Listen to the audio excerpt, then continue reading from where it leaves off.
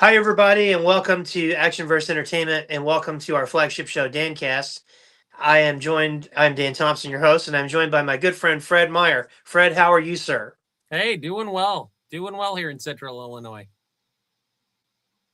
You guys avoiding tornadoes and stuff right now? Yeah, well, that depends. I'm looking out the window this way. We're under a storm watch tonight until 11, but as I was telling you before the show started, point of pride this year, Illinois leads the nation in tornadoes, over 200. Don't know why, but we do. So Man, we're number that's one in something. I can hear Jim Ross from WWE saying, "Well, business going to pick up in Oklahoma. I'm telling you, we're gonna catch up, beat Illinois in the ratings." So I've known Fred for years. Fred, could you tell everybody what you do and how we met and all that sort of thing? So by day, I'm a boring digital marketer, but I used to run and still do a site called joebattlelines.com. And at one point, it used to be known as sergeantsavage.com. And it had a forum that was the Savage Sound Offs. It was the old Devil's Due forums, kind of a lot of people moved over. And then in 2003, some might say stupidly, reached out to the ownership of the site and just said, "Hey, do you guys need help with anything?" You know, and the acronym "Never Again Volunteer Yourself" for Navy. As soon as I said that, I sent that email. I got an email back within like an hour that said, "Yeah, I'm actually thinking of closing up the site. So if you want it, it's yours. Here's the keys. Mazel tov." And that was kind of the rest of it. So I've known Dan. Dan was active on the board, knew him from the Devil's Due boards, but especially from JBL, from the forum days for years. But we didn't meet until 2018. It's weird. The internet, it's surreal. Oh, it is. It is. And it's just like we just like shook hands, like hey, and like just started talking. Like it Yeah. was no big deal. Yeah, those the Joe Battle Lines boards, man. That was like Facebook and MySpace before Facebook and MySpace, in my Really opinion. Like it was like one of those things. I would sneak on the work computer. I would, I'd get arguments with people about the history of GI Joe or other things that you shouldn't argue with online, and man, I was just addicted to it. I'll never forget back in the cell phone days when I worked up in Indiana. They had we had a key. We had our store and we had a kiosk in one of the malls, and it was just like a death sentence to be sent there because it's like you're just stuck there. You're in a mall. I mean, it wasn't bad. Yeah. We kind of figured out how to have fun, and we had this laptop, and they had it locked where you can only do like T-Mobile stuff, but we were able to unlock it. And guess where I was at? Joe Battle Lines. And I'm sitting there like, all right, this isn't bad. Okay. Oh, okay. Here's what's going on in the comics. Yeah, and Yeah. I'll be looking for that figure. Yeah, that was a great site, man. Um, At one I know, point, it was the largest active forum for Joe online. It was all organic. I mean, it grew through a couple iterations. We were originally on the old, was it the easy boards, I think, mm, when Sarge had oh it set gosh, up. I remember when all that transferred. And When, I oh, that remember, was oh, I also remember so I moved us to PHP BB because we could self host. And it was a lot cheaper for us. And we actually had a lot more capability. So we were able to add a lot of sub forums. We had a chat going. And I also remember breaking the forums a lot because I'm not a programmer. I am you know, my background is originally as a musician. So to get into this and to maintain this on our own, we had a good team of folks that all volunteers. None of us got paid. We did it because we loved our real American heroes and we loved, talking about it and connecting with other people that just had this shared love, maybe from childhood or whatever, or maybe they were adults who came into it through the Valor versus Venom era, the Spy Troops era, the GI Joe versus Cobra, even DTC. The Toys R. I'm throwing out a lot of acronyms for those of you who are just classified guys, but DTC was the direct to precursor to the consumer. Hasbro Pulse. Yeah, And it was a lot of fun. You'd go on the forums and one section was just about the toy line, and then there was a section about the comics, but then we had this massive off-topic area. Oh my gosh. Where people talked other comics, TV shows, video games. And we had people, one of the guys from Indiana, I think, actually met his future wife in the forums at one point. Like, it wouldn't surprise me. It was a Smokescreen. I think was Jay. I think that's where he met his wife. Oh, wow. So it was just this huge living community. And we all came together because, back in 82, they decided to bring Joe back again from first originally the 12-inch and then the Super Joe era, but they brought it back in this 4-inch scale, and it connected with a lot of us, this real American hero mythos. And, it was just social media. So it was really the perfect storm, So going back a little bit, 1964, Hasbro launches G.I. Joe, and it was the first action figure. As Kirk Bazingian, our good friend, always says, it's an action figure, not a doll. I love when he says that. Cracks me up every time. I snuck bourbon to him at the last JoeCon. We were talking on Messenger, and I was like, what?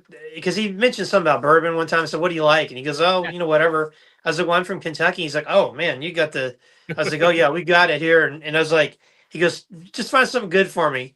So I said, hey, I got a gift for you. He's like, oh, I appreciate it. And I was like, you can't bring alcohol onto the floor and all that. I'm like, how the hell am I going to get this to him? And I was like, I went to Starbucks and got a coffee. He's like, give me a cake pop. And can I have it in a bag? Thanks. And I I eat the cake pop, throw the thing away, and put the bourbon in there, and I go on an autograph line. I'm like, hey man, it's so great to see you, and I got you a special Starbucks. And he's like, oh yeah, that'll keep me up for a while. I'm like, yes sir, I think it will. Make sure you share. And one of the things I always appreciate about Kirk is that he was a fan of G.I. Joe, the 12-inch Joes, when he was a kid, and then he got to later on work on the line. Yeah. And when my little boy was born, I'd bring him down here to my collectible room, and I always tell this story. And I just had the Facebook memory of it a few months ago. Nothing like starting out your day, you're ready to have a good day, and then Facebook memories like, no, we want you to cry. Yeah. Let me show you an old memory when your boy was real little, and kind of set the tone for the day. They did that to me today too, but I took him down here, and I had this 3 3/4 scale 66 Batmobile and Batman and Robin. And one of the first father-son things we did is we watched the 66 Batman, and because of bright colors, and he'd be in the playpen, and he'd be like, Batman, and he'd be like, Batman, and like we watched it. And one of the first sad dad moment I had was when I went to put in another Blu-ray, and that was it. We had watched the whole thing, and I was like, oh, buddy, we've completed our first little TV show adventure. Let's find G.I. Joe or something, I was all like, I didn't know what to do. So I'd bring him in here, and I had this Batmobile and Batman and Robin, so he recognized them, and he'd crawl over again and start playing with them.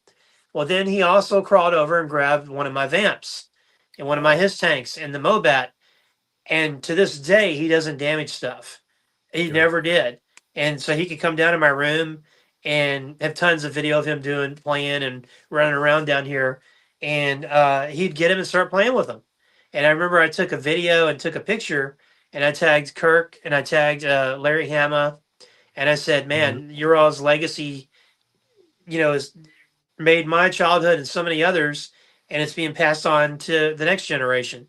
And Larry didn't respond, of course. And then Kirk was like, glad to see that that mode still holds up, and all that. And it was just like, there's something intrinsic about G.I. Joe with boys and men.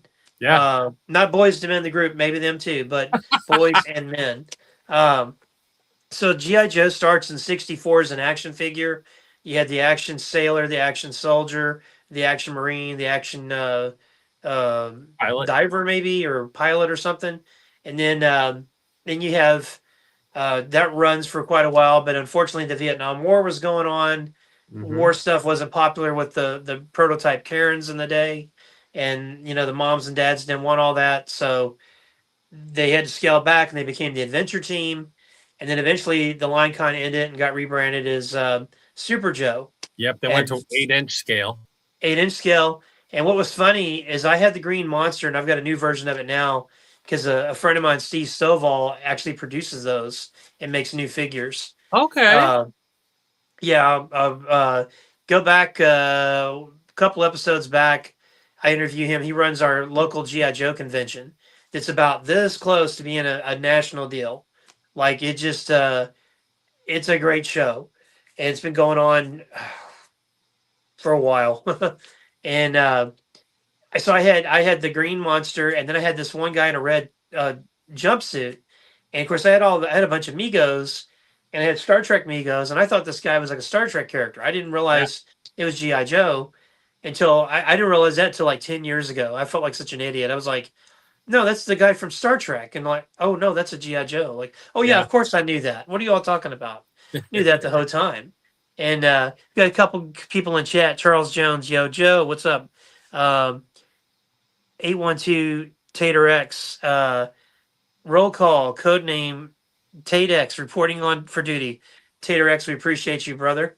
Um, so, funny quick story. My cousin is a few years older than me, had a whole thing of those 12-inch Joes. And we Okay. would go to my granny and granddad's house, and he'd have them all set up in the living room. And I'm probably like 3 at the time. And I'm like just looking around, and it's like these big trucks, towers, that big yellow vehicle that opened up, and all this stuff.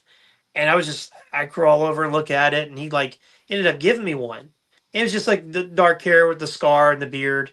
And for Okay. some reason, I became terrified of that thing. And The Kung this is Fu. probably like some type of child abuse or something. But my mom and dad kept it in this. We had this corner desk that would just plug into any corner, and it was a big desk, and it later got used for GI Joe stuff. And everything, it's so funny how everything's full circle. But my dad kept that big GI Joe in the desk drawer, and so like anytime I would act up, he would be like, "If you don't do what your mom says, I'm getting GI Joe out." And I'm like, "All right, all right, all right." And a few times I challenged him, and he'd open that drawer, grab it, and I would okay, okay, okay, I'm good. So then, man, there's one day I was feeling my young self, and I stood up and I was like, "No, I'm not doing all that." Blah blah blah. My dad went to that drawer, and I'm trying to find something as an example. Everything's all mounted down. He grabs. We'll use Christar here. He grabs that GI Joe and starts waving in the air at me. And Fred, I ran my little 3-year-old ass, 3.5-year-old ass, to my bedroom, shut the door, locked it, hid under my blankets, prayed to God to protect me from GI Joe. And then just a couple short years later, well, my wife would say it's still now.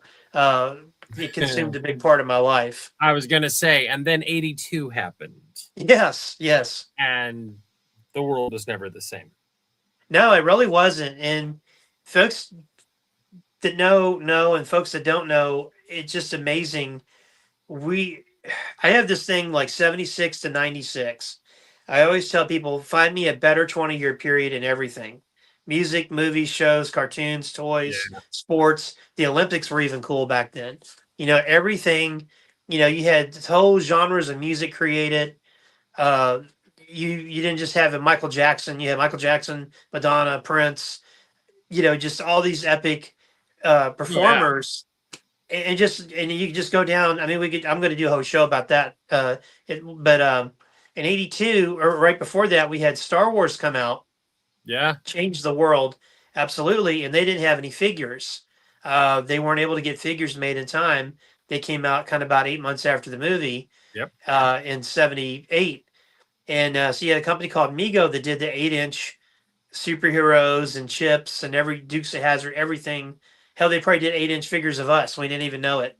And they had 3 3/4 scale action figures that were kind of like how the first GI Joes were. Yeah. Buck And Rogers. yeah, they had chips. They had everything. Buck Rogers, chips, and one Yeah. of the big ones was Micronauts. And Micronauts in '77, I mean, Mego made so much money off of Micronauts. So you had this new scale because it was 12 inches, then 8 inches. Now we're 3 3/4 scale, and so then He-Man comes out. They're about 5 inches, and that came out in '82, and then, but Star Wars was kind of leading the pack, and so Hasbro had decided to um, bring GI Joe back. They had been talking about it for a couple of years because Super Joe ran maybe a year and a I half. think maybe yeah, because it didn't sell well for No, it whatever did. reason. Super Joe just kind of died. I think it just got. I mean, like I didn't know. I thought it was Mego, and Yeah, as a kid, and so I think that was kind of part of it that it just kind of got drowned because Mego was so big back then, and then Star Wars came and knocked them down. oh, Plus, you had the advent of Lego. Star Wars. When Star Wars hit, it changed everything. And Everything. up until I discovered Joe as a kid, my progression on a toy line went originally the Fisher Price Adventure People. Oh, love them. Which back then were like 5 points of articulation, shoulders, hips, and a ball neck. But they were in sets of everything. There was the jungle team, the diving guys. It was kind of like GI Joe Adventure Team in a lot of ways. Yeah, it really kind of was. But then Star Wars hit, and I remember I was in preschool, and my mom picked. There's a friend of mine at school. At school that day had been showing off his mom had found some Star Wars figures, and we weren't used to this small scale, and he had Darth Vader and a stormtrooper, and we were like, whoa. Well, my mom picked me up from preschool that day, and she goes, well, I've got a surprise for you. And she hands me this bag, and in it were 2 carded figures, and it was R2-D2 and Chewbacca. Oh, man. They were my world up until '82. Same here, man. We lived in a trailer where our house was being built. Our family house that I grew up in, and we lived in forever. And we had like a black and white TV. It's like the perfect like old story. Like we had a black and white TV. We lived in a trailer, and my dad was doing radio, and then he worked for the post office, and he was going back to school at night to get his degree, to finish up his degree. And this one night, I was so sick because I used to get really sick when I was little, and I mean, in my head, I was dying, and I didn't want to be on the couch anymore, so I laid on the floor with my blanket and a pillow, and I'm kind of watching the TV. I think I'm watching I Love Lucy or something. Sure. And my dad comes home from school, and he says, "Hey, you feeling any better?" And I couldn't even speak. And then he's like, "I got you something." And it was the first run of the Star Wars figures. Oh. Fred, I don't remember being sick after that night. Yeah. Like I was laying on the floor, drool coming out, sore throat, headache, eyes watery. And I mean, I remember sitting up and I just played with them all night. And it just, it was one of those things. And then like you said, '82 happened. So right before GI Joe comes out, originally, what was it going to come out like in '81? But Empire Strikes Back was so strong, and they were trying to figure out a way to bring it in and kind of reintroduce it.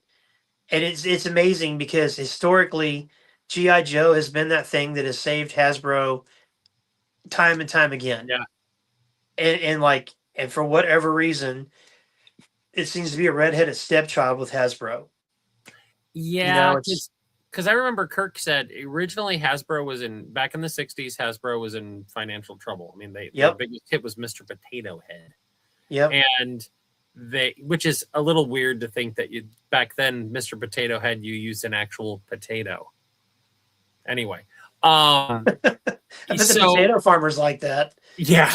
So forever got another order from Hasbro. So Joe came out, and Joe kind of saved them because Joe was the boys' version of Barbie, essentially. Yeah. It was something for boys what Barbie was to girls, and it consumed the attention of young men who at that point, it was post-war. You were between World War II and Vietnam.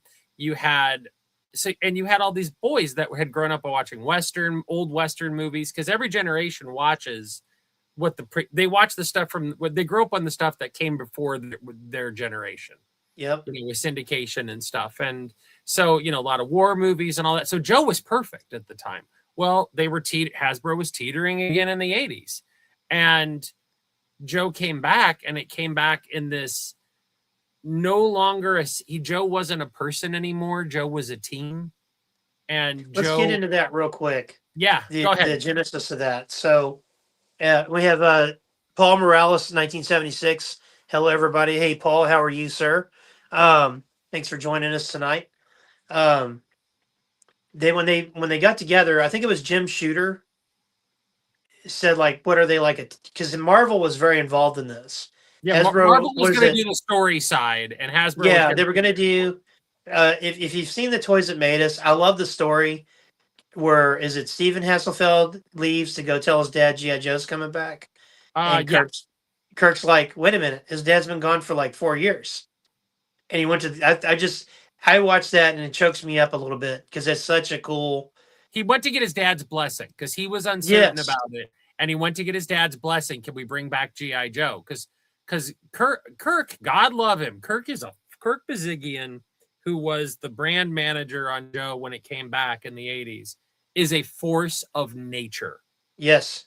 And he is, as someone who works in marketing, I wish I wish I'd gone to school under someone like him.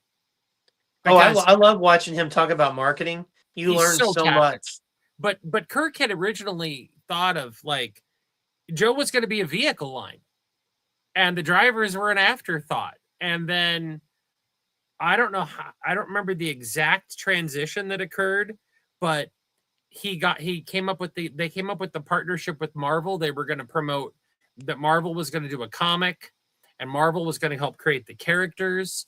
And they couldn't. This was before the restriction on.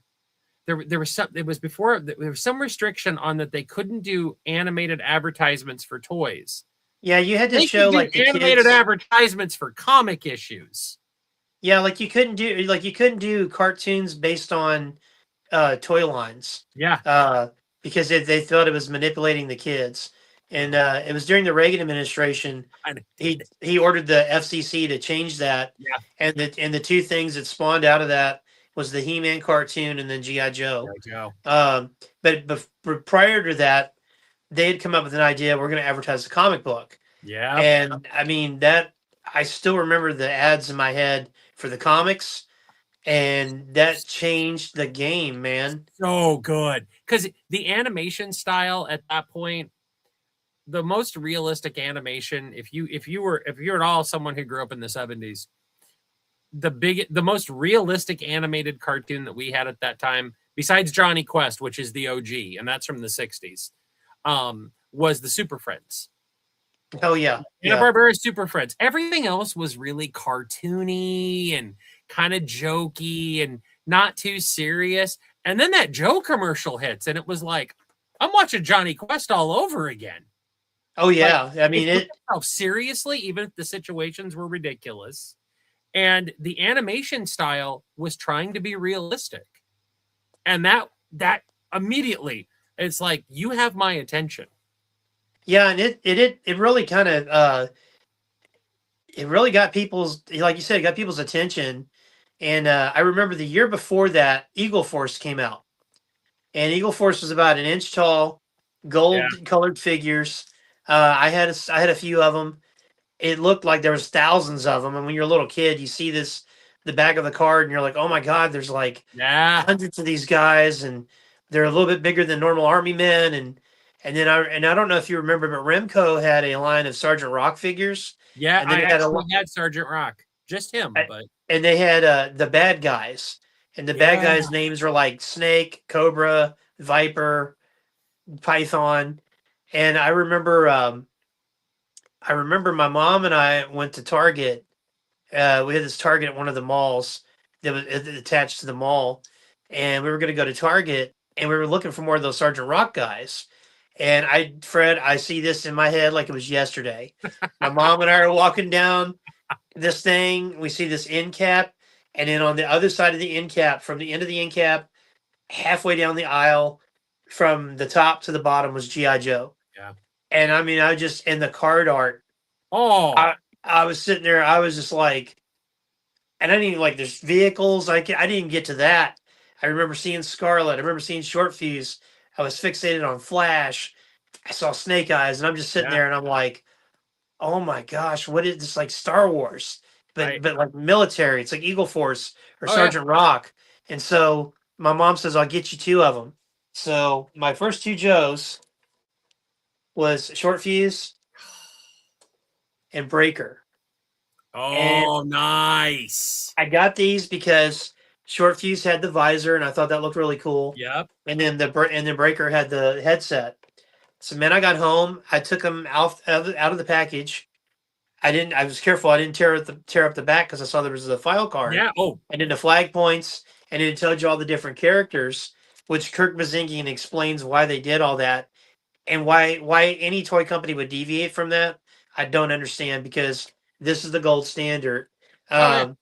But I had the clams open, and I used them as like little pontoon boats. And my dad got home. We had this like tan carpet in our house, and I'm playing in the living room. My dad came home, and I was like, Dad, look what I got! Look what I got!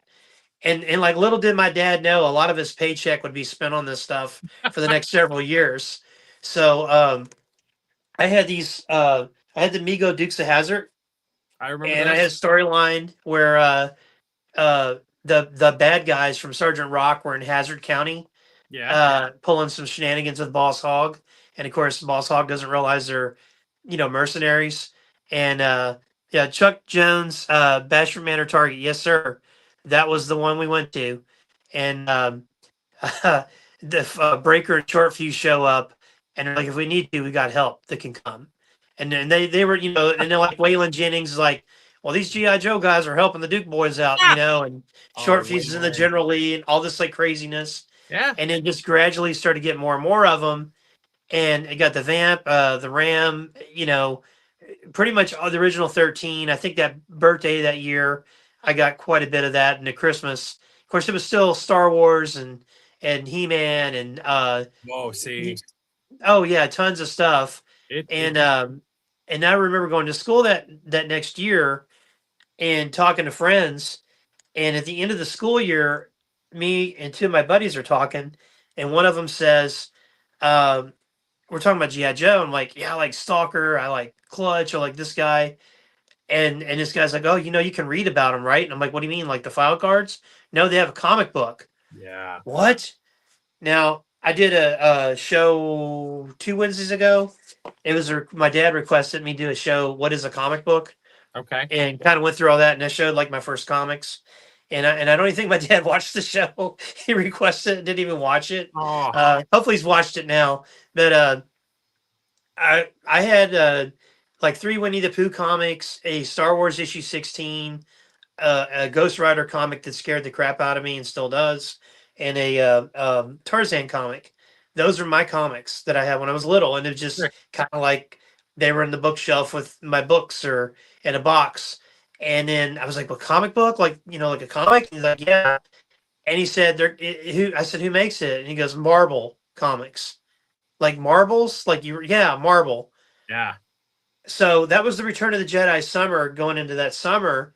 And so my mom and I are calling places, "Do you guys have Marvel Comics?"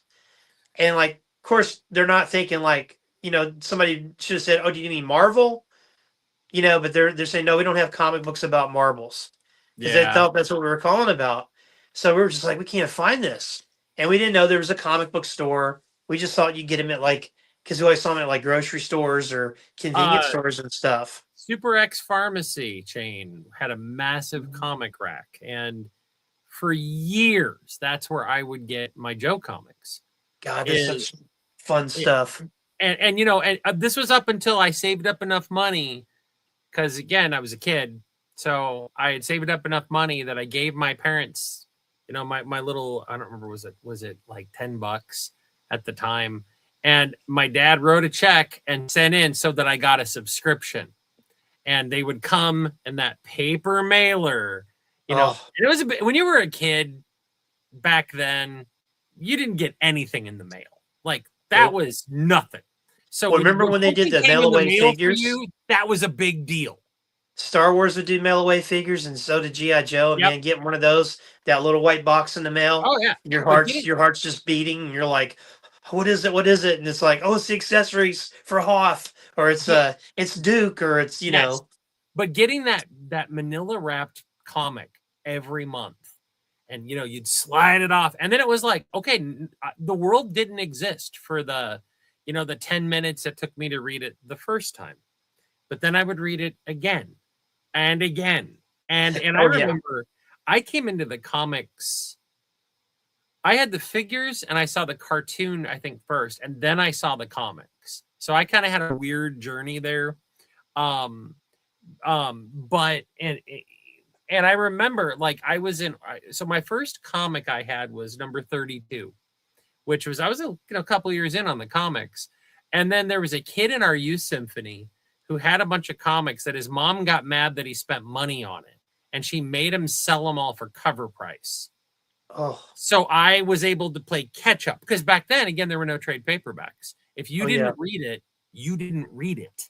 And Joe was hot. I mean, even then, I remember going into a comic store and seeing GI Joe #2 for some reason was $20. insane in price.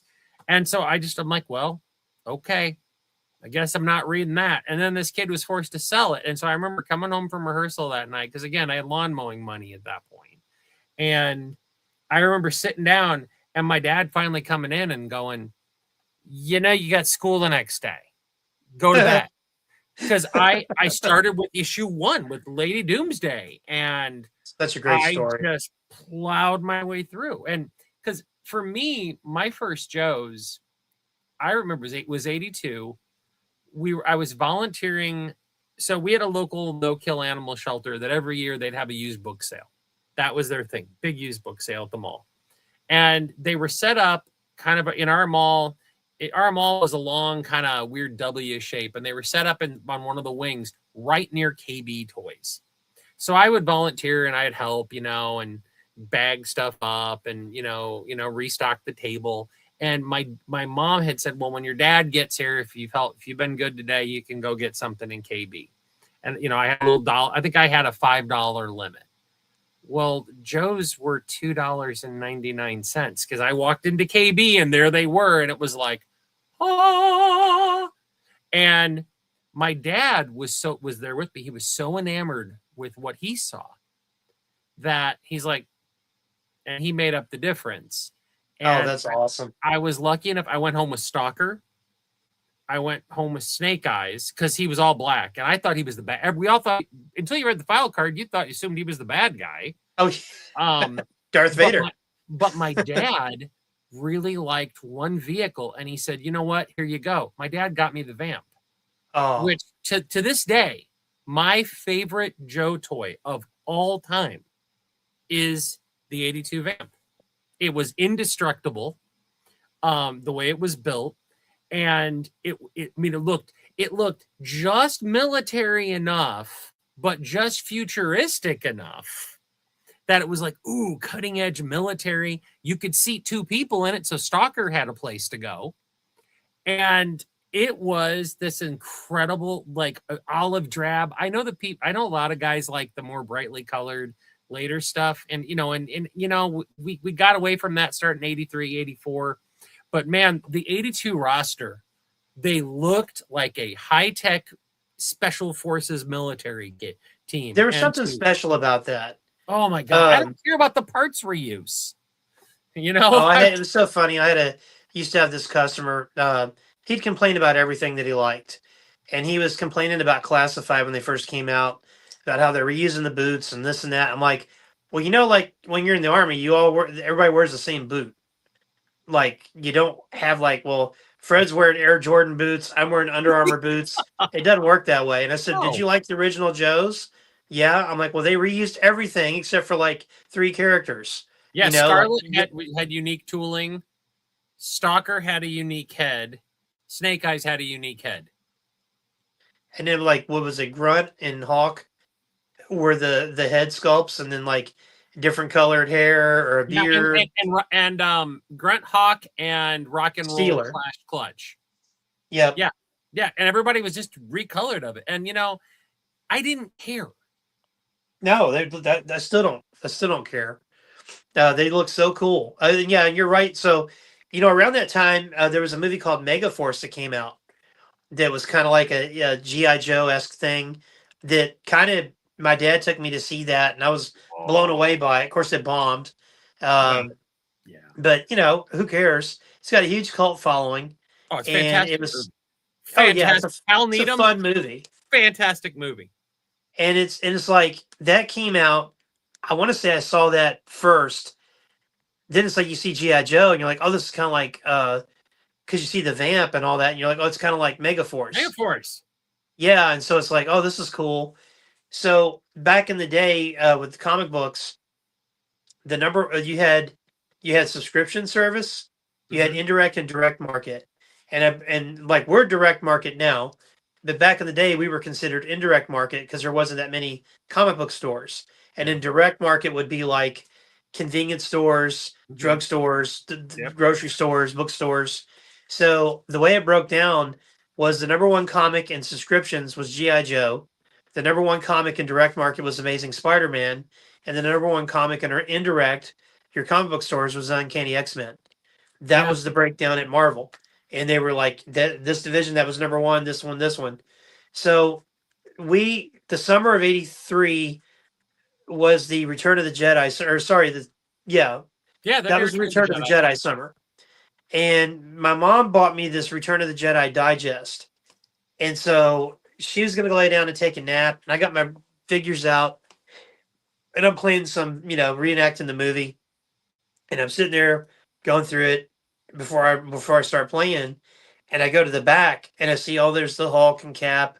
I remember them from Mego, and I'm like, man, oh, this is Marvel Comics, cool. They got a lot of comic books, and I'm just everything's in alphabetical order. I'm like, yeah, Avengers, Cap, Defenders, Fantastic Four, GI Joe. Oh, what GI Joe?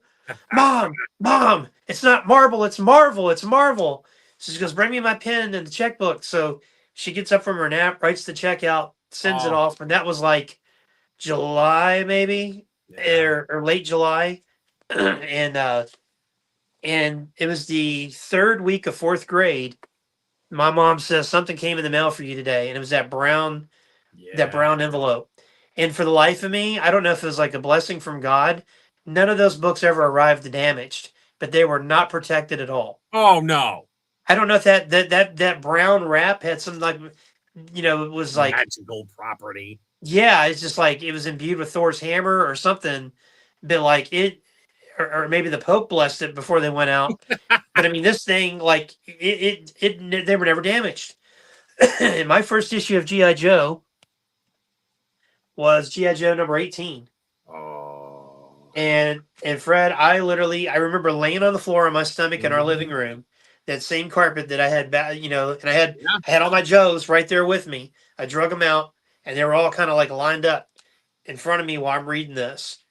And I'm like, yeah, that's the vamp. I got the vamp, and Yeah. that's the Mobat, and this is this guy, and oh, that guy's a jerk, like And I must have read this 10 times that night, Oh. and then I was told too, like, oh, you got to get to bed, and like, but I'm reading GI Joe, like, Yeah. It's not what. yeah, So wait, there's not a pass on that, like, what are we doing? I still had up until last year. So odd bit of trivia. I used to live in I moved from my old house, which was my grandmother's house, to our current house years ago. But I still had some stuff in storage, in the old place. And, because for reasons my dad never wants to do anything with it. So we've just kept it up and we've stored stuff there. I had my childhood comics up until this last November when someone broke into the house and they grabbed my Joe comics. Swear to Oh God. my And gosh. I contacted all the local comic stores because we didn't think about comics being collectible back then. We just Not at wanted to all. take care of them. So Dummy here, as a kid, took his GI Joe yearbook number 2 removed the staples, took the cover off very carefully, covered it in clear contact paper to protect it, and restapled it because I was the October Guard issue, and I wanted to read that so much. And so I would call comic stores and I'd be like, have you guys gotten a lot of Joe comics in from someone recently? You know, they might have been stolen. And the way to tell it is yearbook 2 badly laminated in clear contact paper. They've never shown up. So if whoever took them, I hope you enjoy I have reprints, you know, but it's not the same. But I would hope that somehow they end up in the hands of a kid who at least can be like, whoa, and gets that same sense of wonder that we had from these, because the Joe comic, and I know, you know, we're kind of bouncing around of the early days here, but the Joe comic, the beautiful thing about it is it treated the source material so seriously. I mean, issue 3, I think, is about a giant, or issue 3 or 5 is about a giant robot loose in the pit, but they take it so seriously. And they never made a joke out of the situation in the books. There were lighthearted moments, but they never showed the soldiers as being anything less than competent professionals who in a lot of cases had to use their brains to figure a way out of it. And I'll tell you, those were the heroes that as a kid stuck with me. Is I always liked the thinking hero, you know, the one that, yeah, they can be tough, but this is almost their greatest weapon. And you saw that in the Joe comic, is that in the case of the Joe team, it wasn't one person. It was this combination of individuals. That Clutch might be good with one thing, but Rock and Roll's got, you know, the never give up attitude. But, you know, Short Fuse is the one that can come up. And they worked so well together.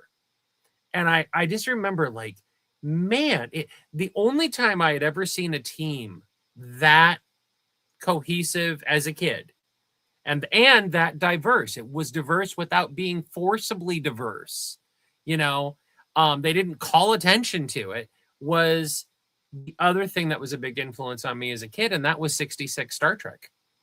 Yeah. You just had this competent group of people that worked really well together. That would, you know, be willing to jump in, you know, to take a hit for one of their teammates. And they were, you know, whatever obstacle you put at them. Yeah. They're not going to walk through it just going, you know, they're going to come out with some bumps and scratches, but they're going to persevere, and and it was showing that American spirit. That was, to me, this was defining everything it meant to be a heroic character when I was a kid. And that comic just in spades every month. Absolutely. I agree 100%. This was my second G.I. Joe comic, issue 6. Oh, October Guard. This was purchased in a 3-pack with Avengers 124. Yep. And Uncanny X-Men 163, I think it is, where Kitty Pryde's like in the airlock like this, and the Brood is coming at her. So like this had the different numbering on it than the other one. And I couldn't figure out, like, okay, what is this, like the next issue? Like, why are they in Afghanistan and all this stuff? And then like I figured out, like, oh, this goes before it, way before it. Yeah. And then I ended up getting the Treasury edition of issue 1. Oh. And I told this story a while back, but like anytime I would get sick when I was a kid, the only good thing about getting sick was I was going to read this. Yeah. Because I'd be home from school, I'd open it up, and man, I'd be laying in my bed, I might be shivering, whatever. But for like 20, 30 minutes, because you know, when you're sick, everything's slower, and you know, you might doze off. This was it. And this was so freaking cool, man. And the Herb Trimpe artwork. Jeez. And my gosh, it's perfect. So, and then of course I've got the whole run pretty much. I got a really nice issue 1. I got like several issue 1s. I've had people that got out of comics and they've given me their issue 1 because they're like, this meant a lot to me. I know you'll take care of it. Yeah. Or, you know, and so that's always kind of a great honor. Because I have some, like, that's like, looks like it's brand new. I have some that are like really rough. and it's like those will always be with me because it's to honor these friends. Yeah. And the characters absolutely, like people always would say, like growing up, I'd run into a tough situation. Like what would Spider-Man do, Peter Parker? And admittedly, I'm a very fair weathered Spider-Man fan. So for me, it was like, what would Snake Eyes do, or what would Captain America do? Yeah. And I had a trip. I lost a really close family member on one of my birthdays one year, and my faith got me through it. My love of family got me through it, and but those are kind of intangibles at times. Mhm. But the things like the tangibles was okay. Be like Snake Eyes. He got through tragedy and Yeah. he persevered. Be like Cat. Tighten your shield and keep going. Yeah. And that's kind of what. And those were really inspiring. And still to this day, as an adult, we won't say how old we are because we're just a couple of years. This stuff we're talking about was just a couple of years ago. Oh, it's like So last week. yeah, so we're like 10 and 11.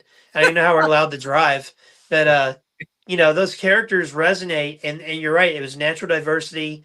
It wasn't some like social justice push or DEI. No. It was a funny, quick story. And I want to get back to the comic real quick. When I was in fourth grade, that was a big G.I. Joe year for me because the comic and then the cartoon, which we'll get into. And Oh. I told this story recently, and this was the most artistic I ever have been in my life. Like I can draw a Ninja Turtle head, and that's it. Like the body might be a little suspect. Like maybe they went through like a grinder or something. The secondary mutation. Yeah, yeah. It's like they're not doing so hot. This is a sick turtle. But she gave us this cardboard cutout of or it was a poster board cutout of a body, and it was standing like this. And she said, "I want you to use cardboard, or I'm sorry, not cardboard, construction paper, and make who you want to be when you grow up." Okay. So I wanted to be an Army Ranger, so I made Stalker. Nice. So, and it was the most artistic. I had this nose, the mustache, the beret, camo patterns. It was perfect. That was the most artistic I ever was in my life. I probably hit my head. I probably could have drawn, and then I hit my head, and it went away or something. But she calls my parents, says, "I want to meet with you all." And my mom and dad, and this was a new school I was at and all that. And my mom and dad were like, "Did you get in some trouble?" And you didn't tell. I'm like, "No, I have no idea what's going on." I'm getting anxious. I'm like, "What's going on?" So we get in there, and she pulls out Stalker. And I'm like, "Man, he's so badass." Because Stalker is one of my favorite Joes. Oh, dude. It's the Snake Eyes, Stalker, Beachhead, and of course Flint. And we'll get into who our favorites are. But like Flint's not a ranger, but those guys are rangers, and Duke was a ranger. And it was like, she said, "Can you explain this?" "Yeah, you gave us the poster board that was in the form of a person. And you said use construction paper to make who we want to be when we grow up. I want to be an Army Ranger." And she was like, "You don't want to grow up and be black?" I was like, "Can you do that?" I thought only Michael Jackson was the only one that could go back and forth. And my mom and dad just erupt in laughter. We didn't. And think my dad looks at it and he says, and the teacher didn't mean anything by this. And Yeah. people get a bad impression of her. She didn't mean anything Oh. racial about it. But my dad picked it up and looked at it and he goes, "Well, how about that? A kid that looks at people as people and not colors." And he goes, "I think we're done here." And he goes, "Let's go get you some GI Joes." And I'm just like, "Yo, Joe!" I'm like, "Yes." But that's And the I don't thing. know, where that Stalker is because I wanted to like hang it up in the shop. Like I don't. I did that. I never thought of like the fact that Stalker. When I was a kid, it wasn't. I didn't look at my 82 Joes and go, "Stalker's the black dude." I Yep, looked at same my here. 82 Joes and went, "Stalker's the dude that's wearing all camo." And a beret. Yes. So, and that was one of the reasons I bought him I picked him out that day is he stood out from the others because he was dressed a little more tactical. I'm like, this guy's got it going on. And then I saw Yes. he was a ranger and I'm like, oh, he's like, they're tough. And then there's Stalker, Yep. and, the same thing when Doc came out or Airborne. It took me forever to realize Airborne was Native American when I was a kid because he was just a cool character. I remember reading it on his file card and I just thought it made him even cooler, Yeah. And Spirit, I thought was like getting into like the cartoon and the comic, Spirit was like one of my favorite characters. And it wasn't until years later, and I got a chance to talk to Kirk Bazigian about this. And I asked him, I said, so how intentional was that? You know, because G.I. Joe, back then, most toy lines were like a bunch of dudes and a girl. And that was it. And you might get one girl in the whole line. G.I. Joe, for its first several years, was a bunch of very diverse dudes and a female every year for so many Yep. years. Yep. And in that group of dudes, you had African Americans, Native Americans, Asian Americans, Hispanic Americans. You notice I'm saying the word American a lot because that's really Disabled Americans with snake eyes. but you know what I mean? It's all of them. It did what mattered was that they were an American soldier. Yep. And you didn't see the rest of it. And so I asked Kirk about that. And he said that was very intentional. That he said our goal, he said he said he was inspired by the 66 Star Trek series, which was that's so just cool. You show people that are very capable, and it doesn't matter what they look like. They're there because they deserve to be. One of my favorite stories about 66 Star Trek is Nichelle Nichols was about to quit the show. And Gene Roddenberry said, you may want to, you have a big fan that's in your dressing room that would like to talk to you and meet you. And she goes, okay. Dr. Martin Luther King Jr. sitting in the dressing room. Yep. And he's like, you can't quit the show. You're giving our people hope because we're not cooks and cooks and whatever in space. We're officers. You're a bridge officer. Yeah. You're showing that we make it, that we're going to survive, and we're on par with everybody else. And that she was really good at her job. Yeah, and that was just such a moving story, and just one of the reasons I love the original Star Trek, that cast. Now we know there's craziness that went on behind the stage, but like on the set, in the fiction of it, that was a family, and that's cool. I didn't know that was a Kirk had drawn inspiration from that. That was one of the things they looked at. But that's so cool. And even better, I think it was cool that Joe even dared to make a female character a villain.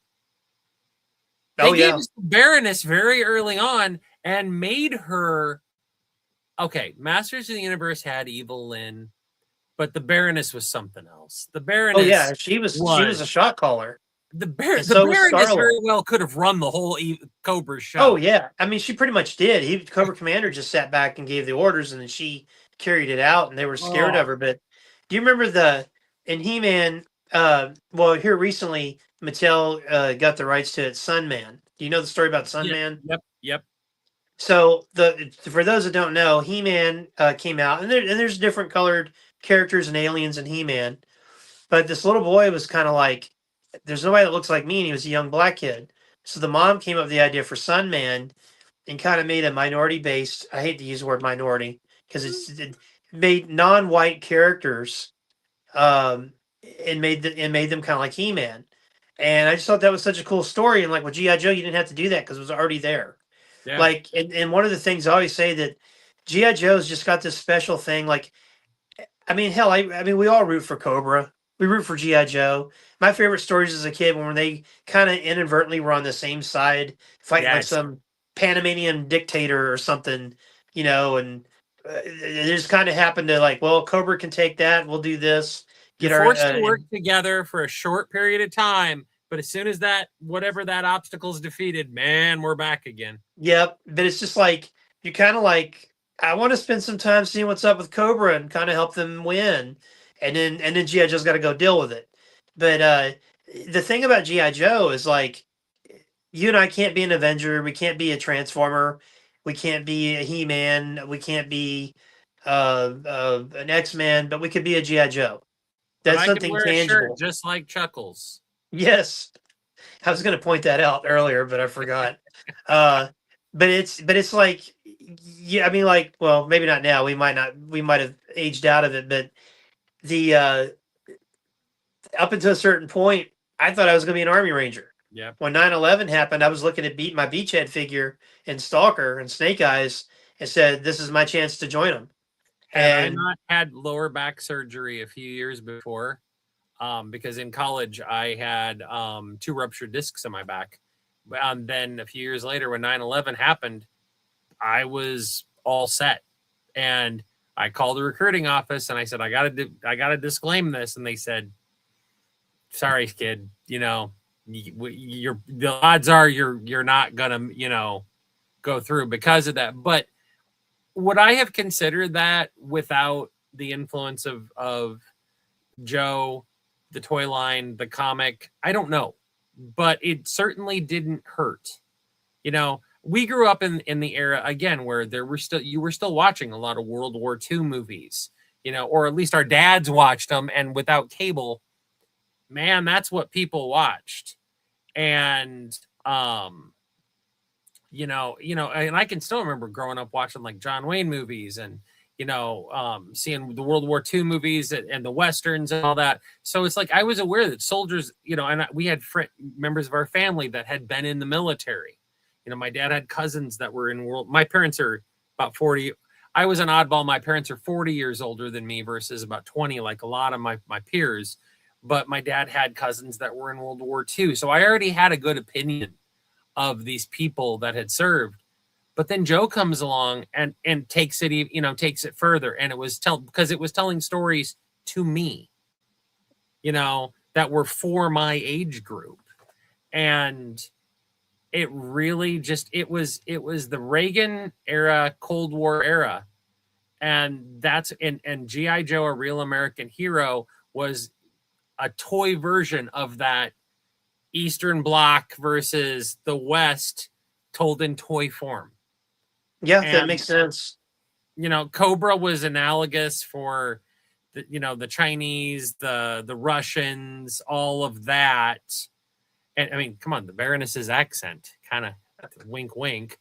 And, and it was this conflict of, the West, freedom and liberty and justice on this side and, totalitarian. I mean, back before when they could still say it, Cobra was a ruthless terrorist organization determined to rule the world. Before we couldn't say terrorist anymore. Yeah, that's so bizarre. What's like when in the Captain America movie, he couldn't fight the Nazis. And like, we don't want to offend anybody. Well, who are we offending? And we're worried about some like the last living Nazi might get offended because they're getting their asses kicked. He fought they even had the Nazis in an episode of back in the 80s of Spider-Man and His Amazing Friends. Yep. Which they took off of YouTube. Well, I have some theories on why they do that, but that's for another time. But G.I. Joe, so the comic is coming out. They're working hand in hand with Hasbro. They need a writer for the book. They're going with Jim Shooter. Jim Shooter, to me, is the greatest editor-in-chief of all time. Oh, legend. Surpasses Stan Lee. Because Stan kind of oversaw the whole thing. Him, Jack, Joe Simon, Steve Ditko created the Marvel Universe. One just Stan, but it was all those guys. But Stan kind of was the original editor in chief or whatever, and Jim Shooter was the man. And like he got me into comics because of G.I. Joe. He got me into superheroes because of Secret Wars. You go see The Last Starfighter, you got to go get that Last Starfighter tie-in. I know I just saw the movie, but I got to read it. I got to get the second issue, or you got to get Dune, or you got to get Buckaroo Banzai, or you got to get Willow. I mean, they did all that stuff and all the toy tie-ins. And in '82, you had He-Man came out. You had Crystar came out, which was a Marvel creation looking for a toy. They kind of did it reverse. But the biggest thing they had prior to G.I. Joe was Star Wars. This little thing called Star Wars. I don't know if anybody's ever heard of it, but it literally saved Marvel Comics. And then if you go back and reread the first couple Star Wars comics, they came out before the movie came out, and it spoiled the whole thing. It even had like when Han meets Jabba, Han shot first, all that stuff. And then like the second to last issue, it's like, come back next month for the startling conclusion and go see this in the theaters on May, blah, blah, blah, blah. And it's like, oh my God, they spoiled the whole movie. But that saved Marvel back in the 70s. and then it empowered them. And then the next big thing for the next big licensing thing was GI Joe, and Yeah. so they found Larry Hama. He was an editor, he was a writer, and I take issue with sometimes when Larry says, "I wrote the loser book." You losers get the toy books. Well, sir, I don't think it's a loser book because it inspired so many people. A loser book is something that nobody puts effort in, like the current X-Men line, or some of the other books out there that just aren't really up to snuff. But to me, GI Joe set the standard, and the original back before that, Larry had an idea for something called Fury Force, Yep. which was Nick Fury's son leading about 6 people, 7 people, a little strike team. They would fight terrorists, Hydra, AIM, whoever, and that pitch got turned down. So he used his idea for Fury Force as the basis for the GI Joe characters, Hmm. and because there's like one character that's kind of like Storm Shadow and Nom. There's a guy that's mysterious, kind of like Snake Eyes and all Yeah, that. the And so bandage that, guy. which they're actually everything's full circle because Big Bad Toy Shop is or big. What's Yeah, their big, toy big, division? big bad workshop, I think it Work, is. yeah, something like that.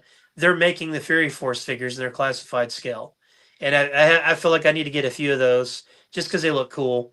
Yeah. And so GI Joe comes out, and it sells like gangbusters. Issue 2, I think, had a lower print run. That's one of the reasons it was more expensive, and it had like always a reprint. It was always that struggle as a kid or a teenager or a young man to find a first printing, which eventually I Oh. finally did.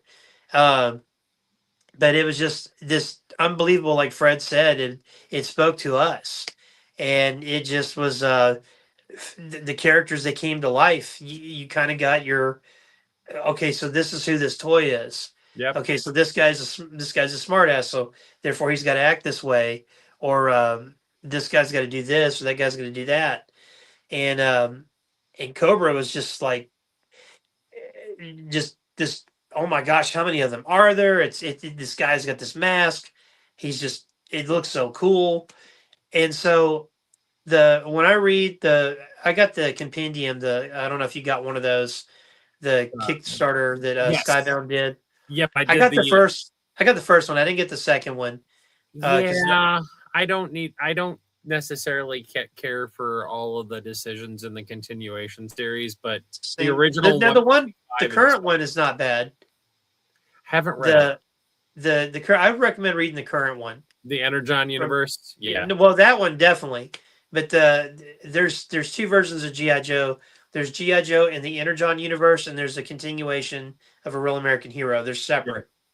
And I think Larry has an editor or getting help, or maybe I think there's a ghostwriter because it's different from the IDW stuff. Because Okay. somebody said, "Are you going to get the IDW compendium?" And I kind of wish I did now because I'm selling a lot of my B covers and variants Yeah. because they're going for stupid money for some reason.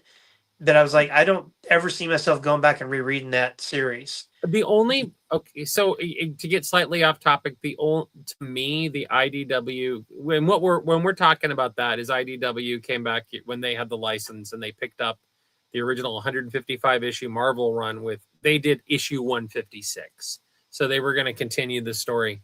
To me, I read up until the death of Dr. Burkhart, and that's my hard stop because it bookends. They That makes rescue her in the sense. first, because honestly, after that, it got weird, and it just What kind of, I don't know, it felt very samey. what he had said something when IDW first got it. He was going to relaunch GI Joe. He said, and we're getting way ahead of this, but that's fine. It's called a discussion. People are like, somebody told me on one of the shows, like, you guys are talking about a bunch of stuff. Yeah, it's what you do when you talk. Yeah, Like if we come over to watch sports, we're not just watching sports. We're talking about how's your work, oh this, that, how's the marriage, oh yeah, blah blah blah. How's your kitty cats? By the way, how are your cats? so since we have two, I have two now because we lost ours in 2024. We have two new ones, And one of them, my new ever-present sidekick is over there, and the other one is drifting around my feet right now. So I'm waiting for one of them to hop up here, because that happens. The big if you see a big giant black and white thing, that's Fiona. She lives to That's look out awesome. that window. My Sammy would sit, but you remember Sammy, he Oh would yeah. sit on the back of my chair and read comics with me. And I was just like, and we weren't reading comics till Sammy was on the chair.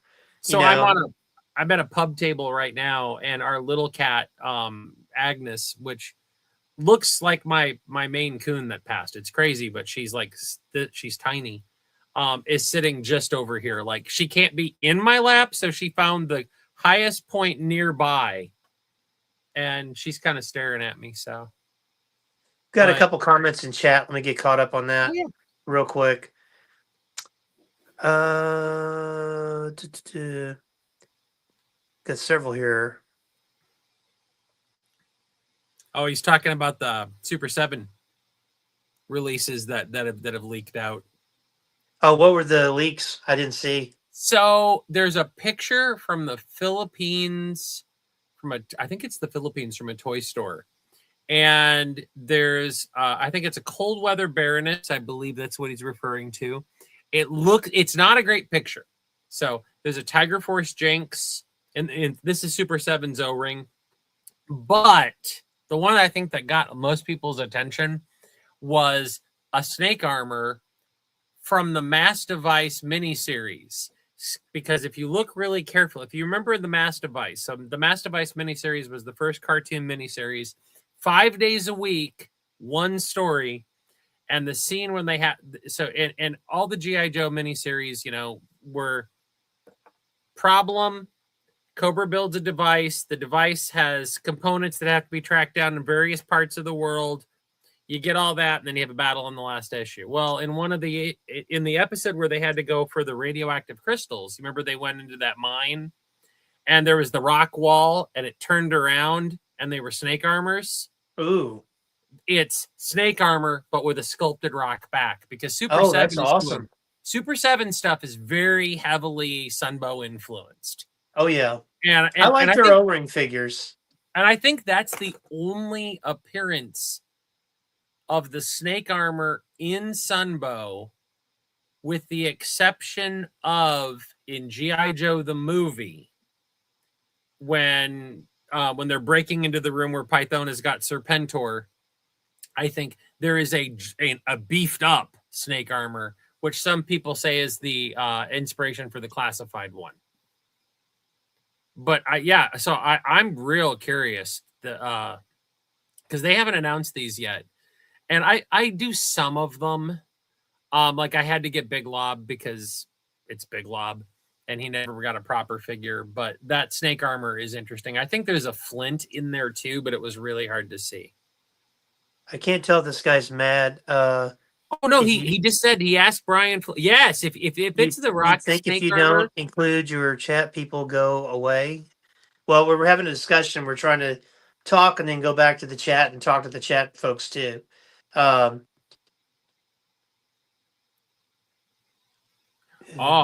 now, like he says, he hopes they make the germ monster.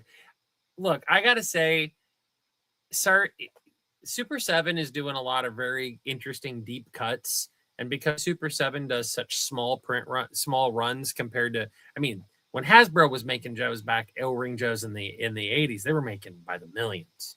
Oh yeah. And now Super 7's doing them by the thousands, the low thousands, but they're doing some deep cuts, and I am all for some of these crazy, especially the animated, because the animated series, more so, the comic would stick pretty close to the toy line for inspiration.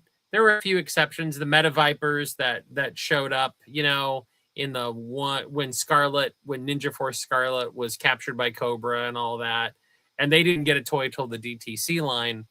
But the cartoon took a lot of would introduce a lot of rando characters, and I'm all for Super 7 doing figures of those, because I'm fine with that too. I don't understand. I don't understand Hasbro as a toy company. They don't make toys. They like want to like lease it out. I'm like, well, then but let me buy it.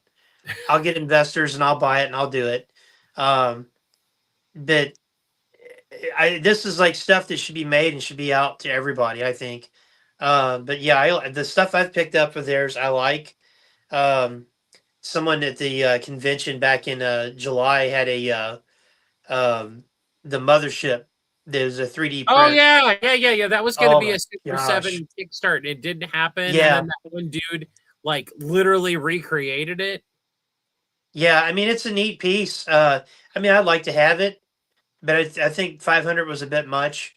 And then also display wise, I don't know how to me, it's like you need to have it low so you can Yeah. look inside of it, unless you just want to sacrifice all that coolness and have it hanging up high where it's coming down or something. Yeah, no, you want the top off because part of what sells it was so detailed with what. Oh man, it was so cool. There's a cockpit. There was like a command room with a globe. There was an armory. There were comm rooms on the sides. I think if I remember, and maybe the chat. Oh, this is a good.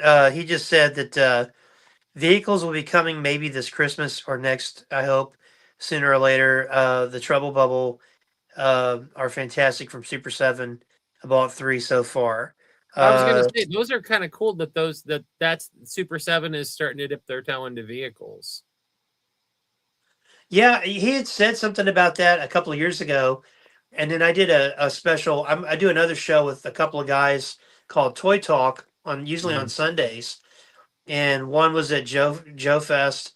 One couldn't make it because of the weather, and then so I kind of did an impromptu show, and the one guy at Joe Fest was going around. I was talking to different people, and Brian Flynn was one of them, and I'd asked him about vehicles because I'm a big 3 3/4, 4-inch Joe fan. Like I love classified, but I wanted that's the only line I do both scales. Just because unless it's like some vintage thing, because it's GI Joe. Like if I had to get rid of He-Man, Transformers, all that, so be it. Joe's saying, Yeah. if we're homeless, be like, well, this USS flag will protect us from the elements, or we can sleep under it. But like he had said, I'd asked him about vehicles, and he said, pay attention to like Comic Con, and I guess that's when they showed the Trouble Bubble. Yeah. But yeah, I could see like New York Comic Con, they'll probably roll some stuff out. You know what? The one thing that I don't know if Super 7 will do it.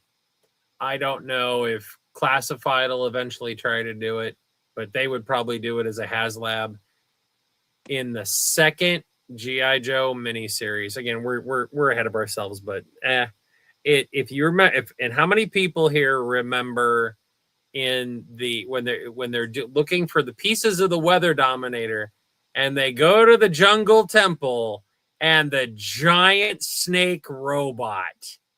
Oh, that would be cool. I mean, there was it the Steel Kaiju? Somebody did a third party one a number. Oh yeah, it was supposed to be the Cobra Sentinel. Yeah, and it's like Rotocast, I think. I've almost bought one several times over the years, but it's a Rotocast plastic. I don't know how well that's going to hold up over time, but man alive, you give me that Cobra Sentinel. I don't even need the weird 4-armed jungle statue that he fights. And Gung Ho makes a comment about that'll be the next HasLab. They'll do the HasLab of the jungle statue. I would buy that Sentinel, and especially I would even buy it if it was a HasLab release because it would be classified scale, but that just means it's going to be even bigger for my 4-inch guys. Oh yeah, that would be really cool.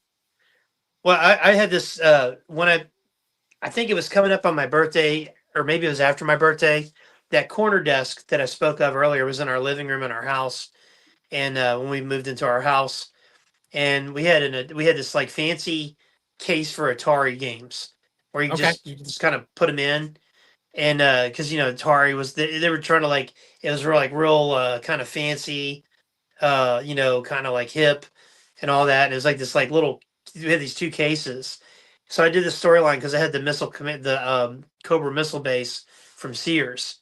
And I did this storyline where Cobra Commander gets away and they launch this missile this nuclear missile that it's gonna go up in space, come back down, and destroy the Earth. And so like there's a countdown, and like so Breaker's the only one. The Joes are kind of like guarding him, and so I'm moving the Atari things like on Breaker, trying to like put it in the right order. And then I get distracted because I realized all the games weren't in order, so I'm putting them all in order. And I'm like totally got away from my story play. But like Breaker like saves, like we get down to like 5 seconds, and the missile explodes and everything's cool. And the Joes are like Cobra's a real threat. We got to take them down, And then I think we had like Return to Hazard County, and because Cobra Commander was trying to, there was oil or something that he needed from Boss Hog, or all this like silly stuff. But that's what you did when all like you had a new toy line that wasn't super developed yet, but like the comic really gave you the insight of the world. Yeah. And then in 1983, September of 83, again, all this for me was like, the comic was 83. I got into the comic in 83, and then the cartoon hits. And I remember the commercial for it, and man, it was like waiting for Christmas Day. And when it finally hit, I remember I got home from school. I was like, we gotta hurry up and get home. Gotta hurry up and get home. I think Yeah. school got out at 2:30. The cartoon was on at 3:30. But I'm like, what if there's traffic? We gotta get home. And like, I remember sitting there. He-Man was on, watched He-Man, and then GI Joe came on, and I was just blown away, man. And I love the Sunbow cartoon. I Oh don't yeah. love every episode, but like during the pandemic, Hasbro put them on their channel, Yep. and still to this day, we watch it on Saturday at the shop, and my son and I would watch them together. And I have to say, I've probably watched GI Joe more now, well, like from 2020 to now, that I have in the entirety of my life. And it's weird the stages of your life when you watch it. So like, liked it as a kid, liked it as a teenager. Get in my 20s, it's kind of like, it's kind of cheesy. Transformers was better. And then you get in your 30s and you're like, yeah, I think G.I. Joe's better.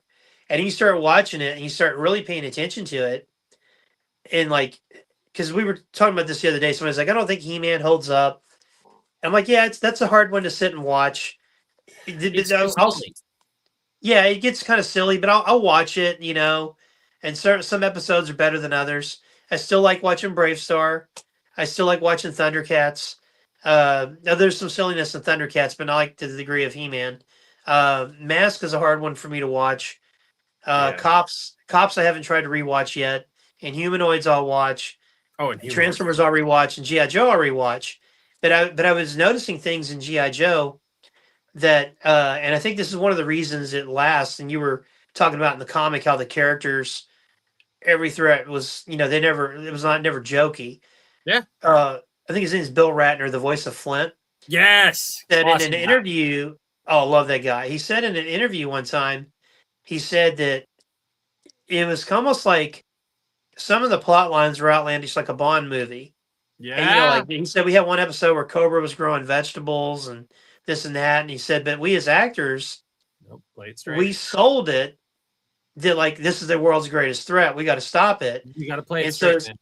yeah, and it was kind of like it's your family going to deal with this thing. Even Cobra, like maybe Cobra Commander's kind of like the crazy uncle you don't like leave your kid alone with or something. Like you can visit, but like don't like leave him in the room. Yeah. And so the chat's talking about V.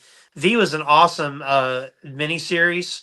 We had two Oh, miniseries and a TV show, and we were supposed to get a toy line. I And even know.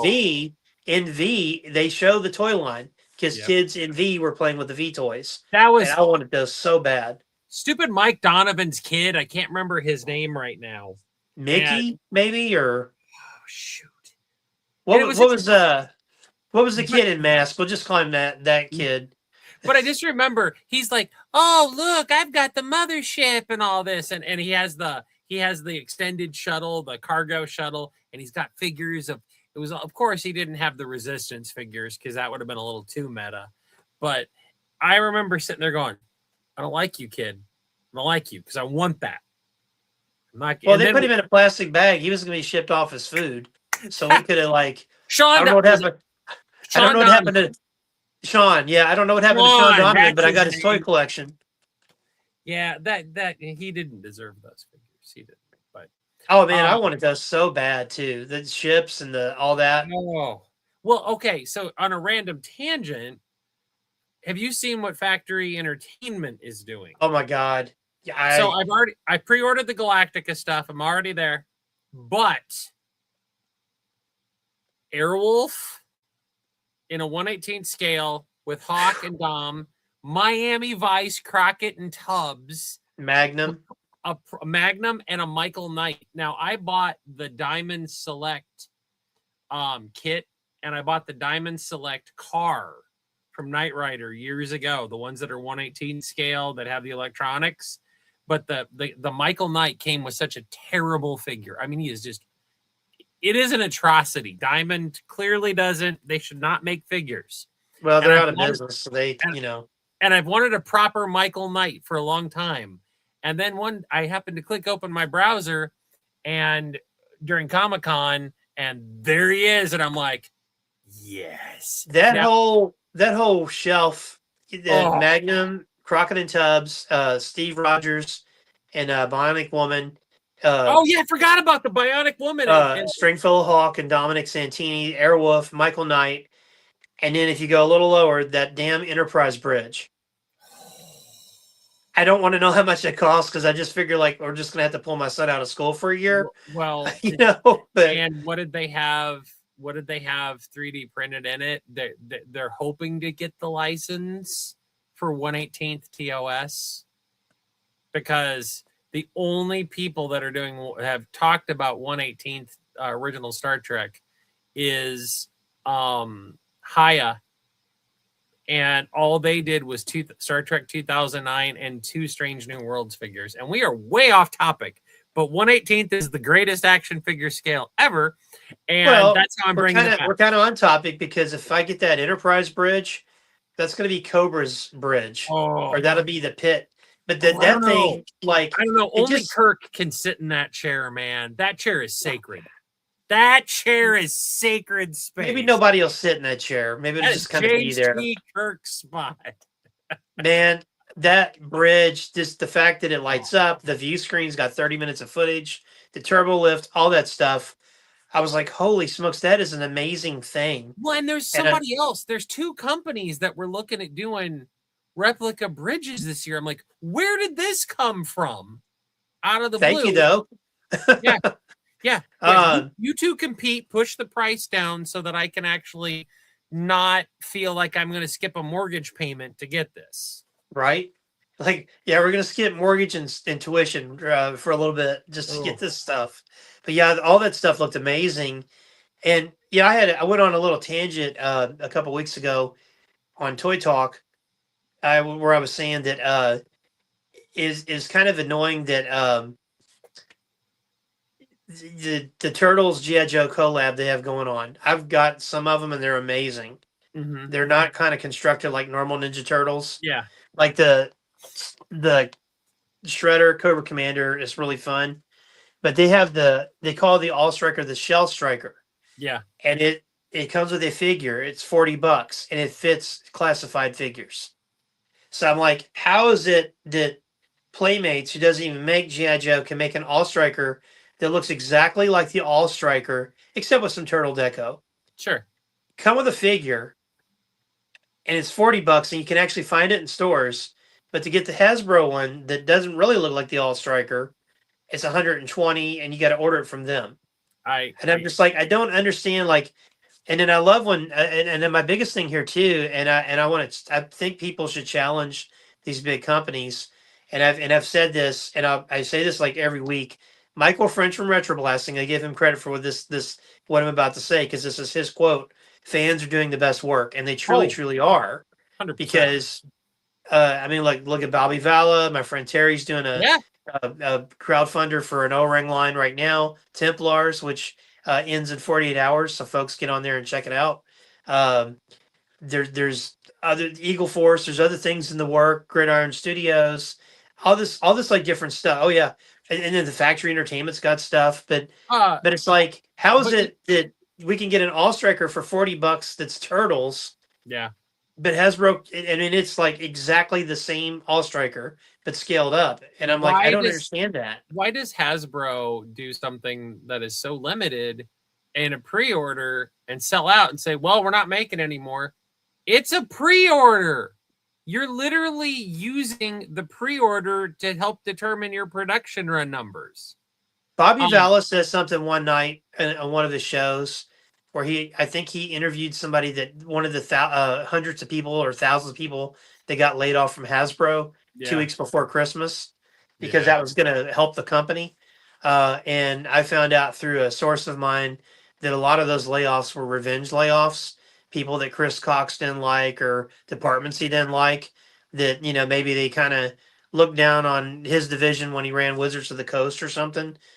I mean, you get. There was like a guy that worked for Hasbro for 30 years as a toy designer, cut loose, and I'm like, 2 weeks before Christmas, that saves you one payroll. You cut Is it loose really John gonna? Warden. Yep. John Warden has been back, was on G.I. Joe, going all the way back into the end of Valor versus Venom. I want to say in that era.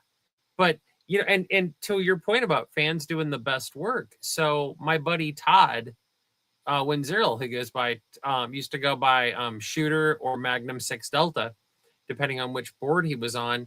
Todd so we have a group chat of a group of us that we used to be JBL staff back in the day. Oh, Kitty, that's Fiona.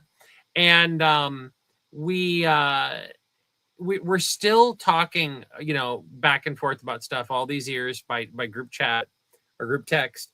Todd, out of the blue, 3D prints a classified scale Checkpoint Alpha. Wow, I've got one from a friend of mine, and it looks great. And he also did the Manta. Remember the old Manta mail away? Oh yeah. And I mean, I'm like, we're sitting there, and all of a sudden my phone will blow up, and Todd's like, "Yeah, I think I found this paper, this certain grade of paper that if I print it off a certain, and if I print it off and then cut it, then I can do the sales." And I'm like, "Wait, what?" And I'm scrolling back through, and it's like, I look at. There was a book called The Joy of JoeCon that came out in right after the last JoeCon, and it was 2018, and it was Jim Beard, who's a friend of mine. He was the editor on it, and he collected essays from a lot of people. And I was supposed to contribute to his first book, Joy of G.I. Joe. I never got my submission in, but I got mine in for the Joy of JoeCon. And what I had said was, I walked around that last convention in 2018. Hasbro wasn't there. Hasbro was done. They weren't showing anything. JoeCon was coming to an end. But what I did see, and where the enthusiasm was coming from places like Marauder, Yep. Chicken Fried Toys, 3D Joe's was doing the art book at that point. Collecting the art of G.I. Joe.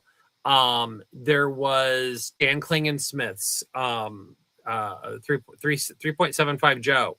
The books where he was doing to me, the best stuff that I saw was all fan driven and small companies, because Hasbro, for whatever reason, didn't care anymore. And in my essay in that book, which Jim ended up making the final one, which I don't know why, but he said, I ended my little essay with, the future of Joe at that point belonged to the fans, and the future of JoeCon belonged to the fans. And as a result, shows like the Kentuckiana Joe show, Assembly Required in Iowa, which I have never made, and I don't know why. And should come down for the Kentuckiana Joe show. It's a really good show. I'm literally between two good ones. I don't know why I'm pointing in these corners, but we'll pretend that this is Central Illinois, and just don't. And even Joe Fest in Atlanta, and the Dallas Fort Worth Joe show. These are all examples of people that were so inspired by a toy line, by a comic book, by a cartoon, by this property. Isn't that amazing? They're carrying it on. It still holds value. I remember getting into a debate with a friend of mine when Transformers 1 was coming out. and I thought that, and the trailer was not a good trailer, The Michael Bay and film. Yeah. and I thought it looked like Thor: Love and Thunder, silly Billy nonsense. And I'm like, I have no desire to see this. And my buddy's like, well, they didn't make it for you. They made it for kids. And I was like, my friend, the stuff we're still talking about was made for kids 40 years ago, and they did it right, and it's still relevant. And what I was going to say about the GI Joe show, or the cartoon a minute ago, I'll use the example of this one episode where they this rocket fuel mixes with fertilizer, and it grows vegetables really big. I can't You know, think of the name. I just watched it the other day. even Cobra Commander is like, enough of this shit. Throw Destro on the brig, and he's like, with these vegetables, we could rule the world, and they finally kind of use them. Yeah. But they're in Chicago, and I think where the White Sox play, and they do this establishment shot where they're looking down at the stadium. Now we're inside the stadium, and we're underneath the shortstop's legs, looking underneath at the pitcher throwing to the batter, and then it cuts to like the action. And I'm like, that's stuff you do in a TV show or a movie, not a cartoon. That's cinematic. Yes, and if you in like a normal cartoon, they might show the stadium and you hear the characters talking, and you'd see like Fat Albert and them running, or He-Man running with that bow-legged run he had, and they would do all that. But in GI Joe, and even kind of in Transformers, they didn't do that. They did establishment shots, and I think that's why those kind of hold up. Oh, Plus, yeah. you had the voice actors. They sold the idea of what whatever the MacGuffin device was, and my son loves the episode with the MacGuffin device. When we were in the best $52 I ever spent is I bought an inflatable pool at Meijer on sale. Sure. And all summer, my son and I have been in this pool, and we'd be, and I'd go, he'd go, what's a MacGuffin device? That's top secret, Swabby. You don't know either. And then we just start laughing, and it just, that's a fun episode. Well, But that's the stuff that like you remember. And one of my favorites is the Games Master. Oh, yeah. Because it's like Cobra Commander, Baroness, Flint, and Lady J got to work together. Destro and Duke have to team up, and the combined forces of GI Joe and Cobra have to go fight these ridiculous AI. I mean, early AI. We never got a sequel. I'm just saying that bothers me to this day. I would love to see. Never got a sequel. I feel like somebody out there is going to make a Games Master figure. I know Super 7 made the robot, the robot, but it was in the 5 POA. Yep. But Super 7 gave us. Super 7 is an interesting company for a couple of reasons. One, I kicked myself that I did not get the fatal fluffies the first time they were out. I was mad as all get out. I didn't get the fatal fluffies. And then recently, what did they do? They went back and reissued them in a 3-pack, which is technically cheaper to get 3 than they were the first time around. So Super 7 did what? Raymar, the big dude from the mass device. So they've shown that they're willing to do 4-inch and then slightly larger. So I still kind of hold out hope that while they've already tapped the Games Master troops once, they could come back. And they did the Blind Woodsman with the dog sled. And I'm like, that's a deep cut. Yeah, he didn't even get a name in the cartoon. I was like, why is Odin? He has no name. I was like, why is Odin blind and in the woods? He's like the old guy from, was it Frankenstein, or the guy Gene Hackman's character from Young Frankenstein? Oh my gosh! But see, that's the thing with that cartoon and the writing. Buzz Dixon, Clint Dilley, Steve Gerber, all those guys are involved in it. The stories are so great, and then of course you have the great Chris Latta, that awesome Cobra Commander voice. I'll shoot you a text to my Cobra Commander video I did. I can almost get his voice down, but I can't do it on demand. I have to like get into it and do it. And I do like Christmas greetings, or like if we're doing a sell, and I try to time it with the music and all that. How he had vocal cords, because Christmas to it. Christmas Eve, or I think it was Christmas Eve. I was down here filming it, and I had it, but it messed up, and then I'd have it, and I'm like, no, that doesn't sound right. And I did like 14, 15, 16 takes, and I couldn't speak the rest of the night. I was like, yeah, you got a cough drop? It's like I saw him do stand up. He was on A&E Comedy Improv, hosted by William Okay. Shatner, and he came out and did stand up. And his normal speaking voice is Steeler, and then Okay. and then he does this bit where he's like, "You're not laughing, that's you're not clapping. It's Bill Shatner, blah blah blah." And he starts to go into this like, I'm not a comedian, I'm a I'm like a psycho ward Yeah. patient or something. And he gets down there and he gets in, and a little man, I'll have to come out, and it's like, oh, there it is. Yeah, we're And then close. Come on, Starscream and Cobra Commander. It's the same voice. Just bring it out. well, they're slightly different. They're the same voice, but they're slightly different because there's a reverb. There's almost a little bit of a reverb in Starscream. Sure.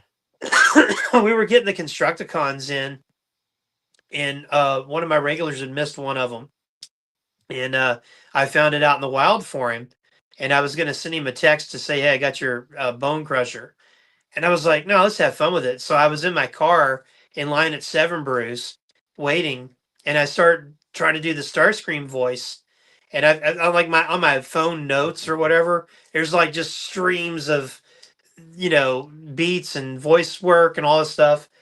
And I started doing it, and because it picked it up on Bluetooth, it got that metallic kind of reverb. And it was like people were like, "Oh, is that Starscream?" And I'm like, "Yeah, what's that from?" I'm like, "That was me in my car." And they're like, "Oh, that's cool," because I was sitting, and I'm not going to try to do the voice again because I want to be able to continue to talk. But I was just like, once we give Chris Bone Crusher, I'll be able to take over Earth and Cybertron and all this stuff. And he was like, man, he was tickled pink when he got that message. One, because he's getting Bone Crusher, and two, because Starscream gave it to him. And If you man, watch, oh, go ahead. no, it's just the how he came up with that voice, and maybe we'll never know. But No, like, he's gone. Yeah. yeah, sadly, but he came up with that voice, and it just like that's just you hear it and you know. And He is someone that I wish had been able to, because I know he had some. They said that he kind of suffered from depression, and when I talked to Bill Ratner at the one, I got a chance to talk to Bill Ratner at one of the Joe cons that he was at, because so Bill Ratner, who voiced Flint, did a voice in a radio serial that aired on NPR stations of Doc Savage. oh wow! And he played. It was two different serials. It was Fair Key and the Thousand Headed Man. So it's like 13 episodes, I think, between the two. And he was Rennie Renwick, and I had heard this for years. So because I cassette taped it off the radio. So I mentioned to Bill Ratner, because everybody was talking Joe with him, and I said, by the way, I just want to say I really loved you in The Adventures of Doc Savage. And he stopped, and so I got a chance to talk with him for quite a while at that con after his session. And he said, I asked him, I said, did you ever think that doing a voice in this cartoon series, that 20, 30 years later, you would be talking about it again? And he's like, no. He said, it wasn't that they didn't think they did good work. It was just that wasn't a thing. Voice actors came in, they did, unless you were like Mel Blanc, who, Bugs Bunny and half of Warner Brothers at that point, unless you were like someone like that, or a Jim Henson who had your own shop and did, the voice of Kermit, it just wasn't. And the Chris Latta thing came up, and he says Chris would have loved these conventions. Oh my gosh! Like he's like, he was one of the people, he said, that he would have just eaten it up, because if years later, I did actually, if you're familiar with the Transformers series Beast Wars. Mm-hmm. So it was the CG one that was kind of almost like a spiritual sequel to the original G1.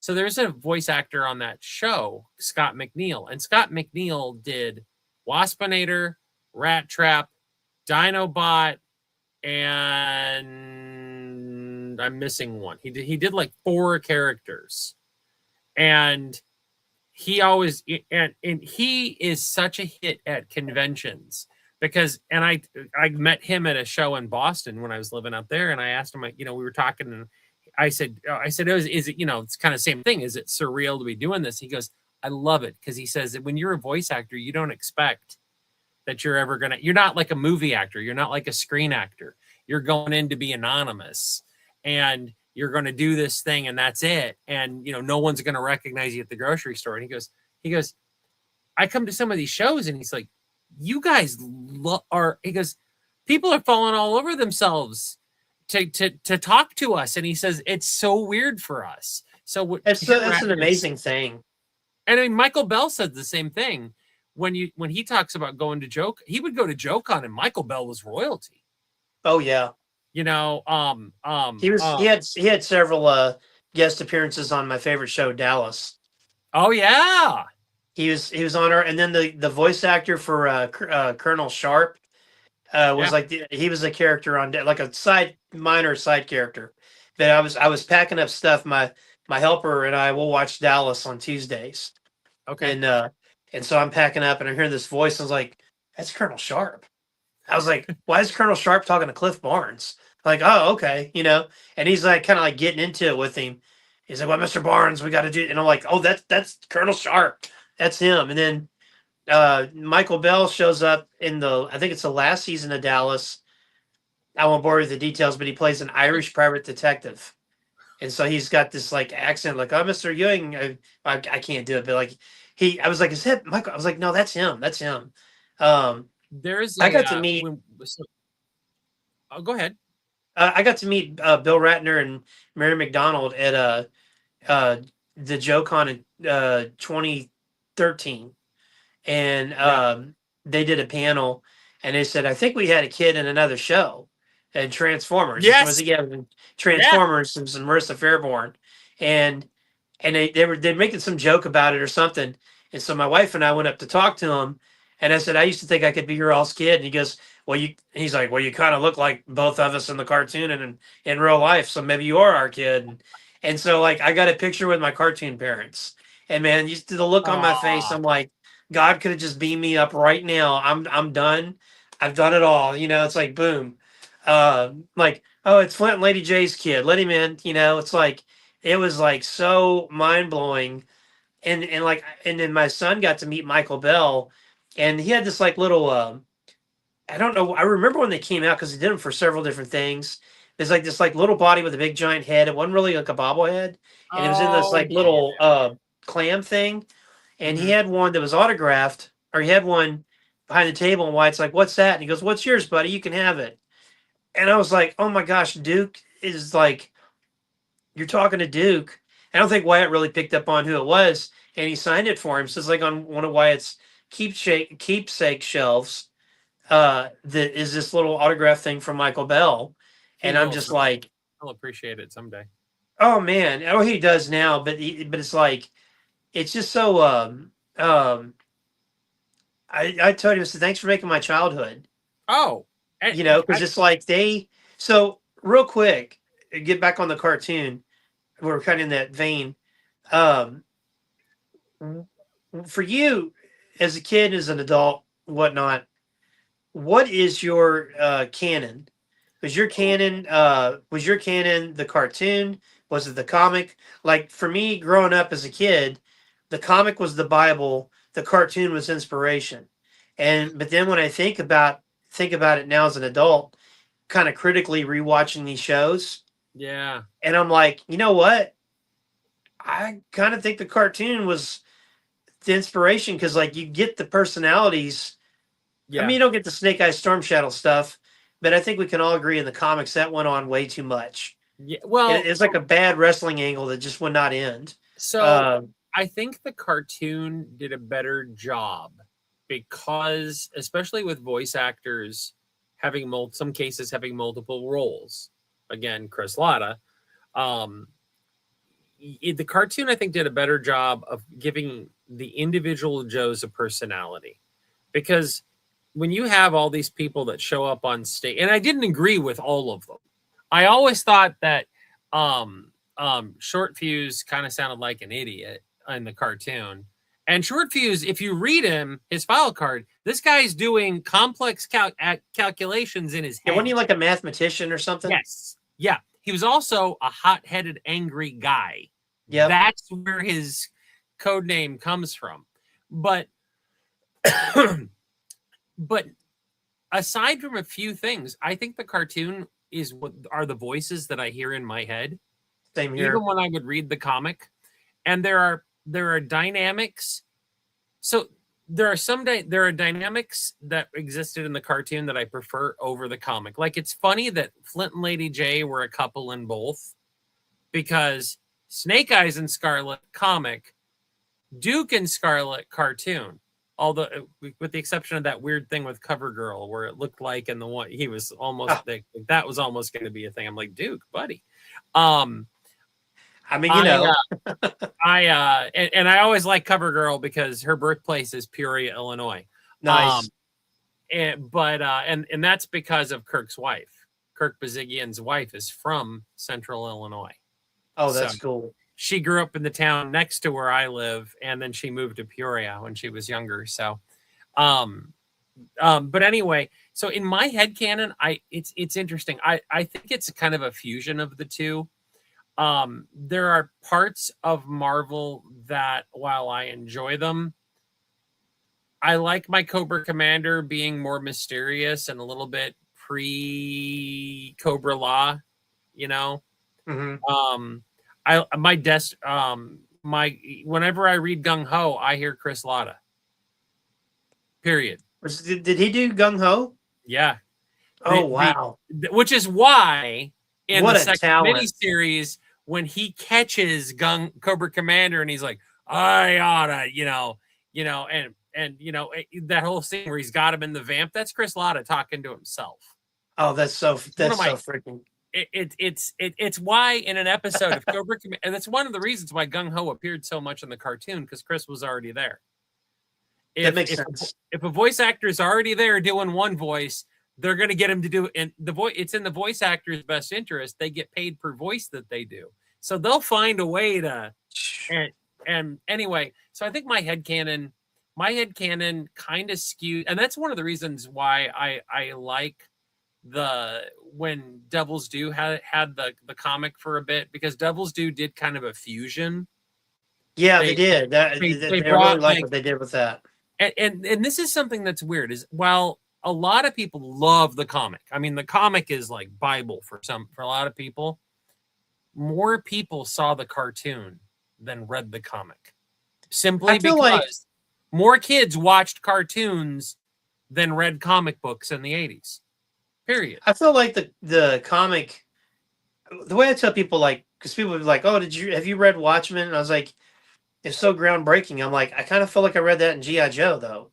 Yeah. You know, like betrayal, honor, that sort of thing. Oh, yeah. I think the comic, I tell people when they were asking about the compendium, I said the original Marvel run, I feel like the first, like, maybe you get like the first like 14 issues. It kind of changed when Destro shows up. It was that typical formulaic Marvel. We're all kind of laughing, leaning on the tank at the end of the book. Next issue, Joe's Go South. You know, you had issue 1 stand out. You had issue 2 with Quinn was a standout. Yeah. 6 and 7 with October Guard stand out. Yeah. But they're and nothing against the other issues because I love them all. But they were kind of your typical Marvel formula. It was Shield versus Hydra. Yeah, and then when it was Shield versus Hydra. The universe at that point was so small that the entirety of the Joe world was 13 characters. But it seemed like Cobra was like 2, and then Troopers. Well, but it seems like when they brought in Destro and you had Dr. Venom, and then you started to do that storyline, then you had like a storyline go on, and it got good. Snake Eyes, Quinn, Dr. Venom, Scarface. And Scarface, they're all kind of connected. And then, like, it starts to really kind of blossom. And then, like, because I talked to Larry about this. He came to our shop back in 2012. Mm-hmm. And I told him, I said, you're going to laugh at this. I said, but I'm a big Dallas fan. And like when I was a kid, I still had this bad habit. I'll look at the credits on a comic and I see like Larry and I don't see Hama. And so for some reason when I was a kid, I thought Larry Hagman, J.R. Ewing, wrote G.I. Joe. And Larry's just lost it because he's real kind of stone faced sometimes. Yeah, And he yes. lost it. And I said, man, you would look good with a Stetson hat on. And you could do like some deal where like, well, hell, Bobby, I didn't know Cobra was going to take over the world. I just was selling them oil cheap, or something like that. And, like Cobra Commander takes over South Fork or something. And Bobby and G.I. Joe team up. And there was actually an episode of Dallas where Bobby's kind of almost dressed like Snake Eyes because they get in a ranch war with another ranch. Sure. And Bobby's wearing this dark, because I remember as a kid, it's like, what the hell? Bobby's dressed like Snake Eyes, sans the helmet, and kind of had like the little gun and was like taking out mercenaries. And I was like, this is so wild. And Larry thought that was funny, and my granny corrected me like, no, it's Larry Hama and that's Larry Hagman. But there for about a year, I thought Larry Hama or Hagman was Larry Hama. And I was just like, man, this guy can do no wrong. He's J.R. Ewing. He was in I Dream of Jeannie. He writes G.I. Joe. This guy's awesome, And but going back to that, it seemed like Larry was starting to write these plots, because if you watch like the nighttime soaps like I did, or study them, or like even Magnum PI to an extent, would have like in Miami Vice as well, you'd have your episodic things, your kind of formulaic episode, like there's a snowstorm episode, there's some crazy person in town episode, or someone invades your house episode, or the rape episode, or this episode or that episode. But like, and then it starts to kind of build a storyline. And GI Joe, Larry started doing that, where you had the Snake Eyes Quinn, Doctor Venom, Yeah. storyline, and then it would go here, and then you had this one start here, and it was like this overlapping. Because how they would do it is you'd watch the first episode of one of these shows, and it was the fallout from the season finale, like who lived, who died. Then you'd have plots that would start that would go, for the episode, that would go for like mid-season all the way to the end, and mid-season you had something go to the end, stuff that would lead into the next season. And Larry was kind of doing that with the comic, where it just like, once this was resolved, now this was going on. Yep. You had like an A story and a B story, and sometimes a C story, and just there's this really great run. And I'll even go as far as like 1 to 76 is complete gold. But I always tell people when they were asking me about the compendium, they said, so what's the difference in the IDW Real American Hero and the Marvel Real American Hero, not counting the IDW verse, like the Chuck Dixon, Mike Costa, because that stuff's phenomenal. And I think the stuff that Joshua Williamson is doing in Skybound's phenomenal. Love the Cobra Commander miniseries. Those are my favorite books. But I've like the Marvel run was a lot of great mixed in with some good and some duds. The IDW Real American Hero was a lot of duds with a little bit of good mixed in. So you know what I think changed that, and I think what I think influenced that is, and this comes back to Kirk Bazigian talking about the Joe line. As Kirk said, when they were when the comic was going, the cartoon was going, they looked at the production of like when toys were going to come out to stores, and the idea was to time it. So, which is smart. When the Oz Striker would hit stores, it would be featured in a comic, and it would be, in a cartoon. And that's why you notice a lot of times Larry would have these issues where he would pull in a whole group of people that were all new, and he would feature them and he would develop them out, and then they would go away for a while. Well, I think one of the strengths of the Marvel run was I think Larry was really good. If somebody came to him and said, okay, Larry, in this month, we don't care what the story you tell is, but you need to use, here's a Fang for you to use. Here's this character, and craft a story around it. Versus when you get to the IDW Real American Hero run, there's no toy line anymore. There's no push. It's just him doing whatever he wants. I think he was missing that direction. That guiding direction. And that's why you end up getting stories that kind of loop around over and over and over. Can't tell if it's raining outside or what that is. but you're getting stories that kind of just loop around and they kind of don't go anywhere. And that is the difference between Marvel, G.I. Joe, That's a good point. and It's a very IDW good is point. that it was kind of directionless. Is you kind of got the same characters being used all the time. Whereas the Marvel run, he had to showcase all these people because they were new. And, I mean, there was the training issue where Budo and Repeater and Hardball and all these guys got used. And it's like, or there was an issue, it was an aftermath of the creation of Cobra Island, and there was a second landmass that was coming up because of aftershocks in the Gulf.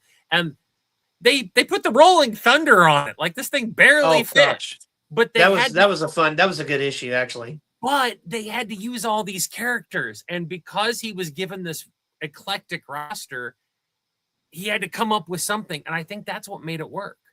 I think you're dead on with that. And getting back into the comics, Marvel runs 155 issues. We had a spinoff series, Special Missions, which was a very fun series. Recently reread all that. So good. My wife, when I was reading the compendium, because I'll read it at nighttime, like when I'm going to go to bed. I'll lay in bed on my stomach like a kid reading it. She's like, "Are you reading the Bible?" I'm like, yeah, I'm reading the Bible. Childhood comic Bible. Yeah, kind of. But so that in the G.I. Joe runs 82 to 94. The storyline started to get a little bit better. The last few issues was really good, and then they pulled the plug. And then Larry has mentioned that there was a company called, I think it was Bench Press Comics, was going to get the rights around 98, 99 and do it. And there was a couple pages. Yeah, which was pretty cool. The art was really good. And it was going to be like maybe 16 Joes, Cobra's reforming or whatnot. And then Devil's Due gets the rights. And Devil's Due is a little publishing house, but they were going through Image Comics and eventually just did their own publishing. And one of the things, and I wrote a message to Josh Blaylock, which kind of touched him and whoever was running the message boards or whatever at the time, it really got to them too, was G.I. Joe #1 from Devil's Due Publishing came out on September 12th, 2001. I remember. The day after 9/11. And at the time, there was a comic book store across the street from me that my boss and I would go to. And I'd go over there, and I'm the guy that would go in like on Tuesdays, the deadest day of all, and the worst day to be there at any comic shop because you're prepping for Wednesday. Sure. And then I'd go in on Wednesday, and then I'd go in on Friday, and then sometimes on Saturday before I'd head home or go out. And I just remember everything was just so unsure. Are there going to be more attacks? Are we going to war? Is this going to be on our streets? Yeah. How many people died? And your heart's broken. And going to the comic book store, and there's G.I. Joe #1. And I said, I can't thank you enough for that coming out when it did. Yeah. Because I must have read it 30 times. Oh. Because for that amount of time it took me to read it, it took me to a beautiful place in my life that shielded me from what was going on in reality. Well, and that was, like you had said, they were kind of older. There were some new people. I loved Kamakura. Oh, he was my favorite new characters, hands down.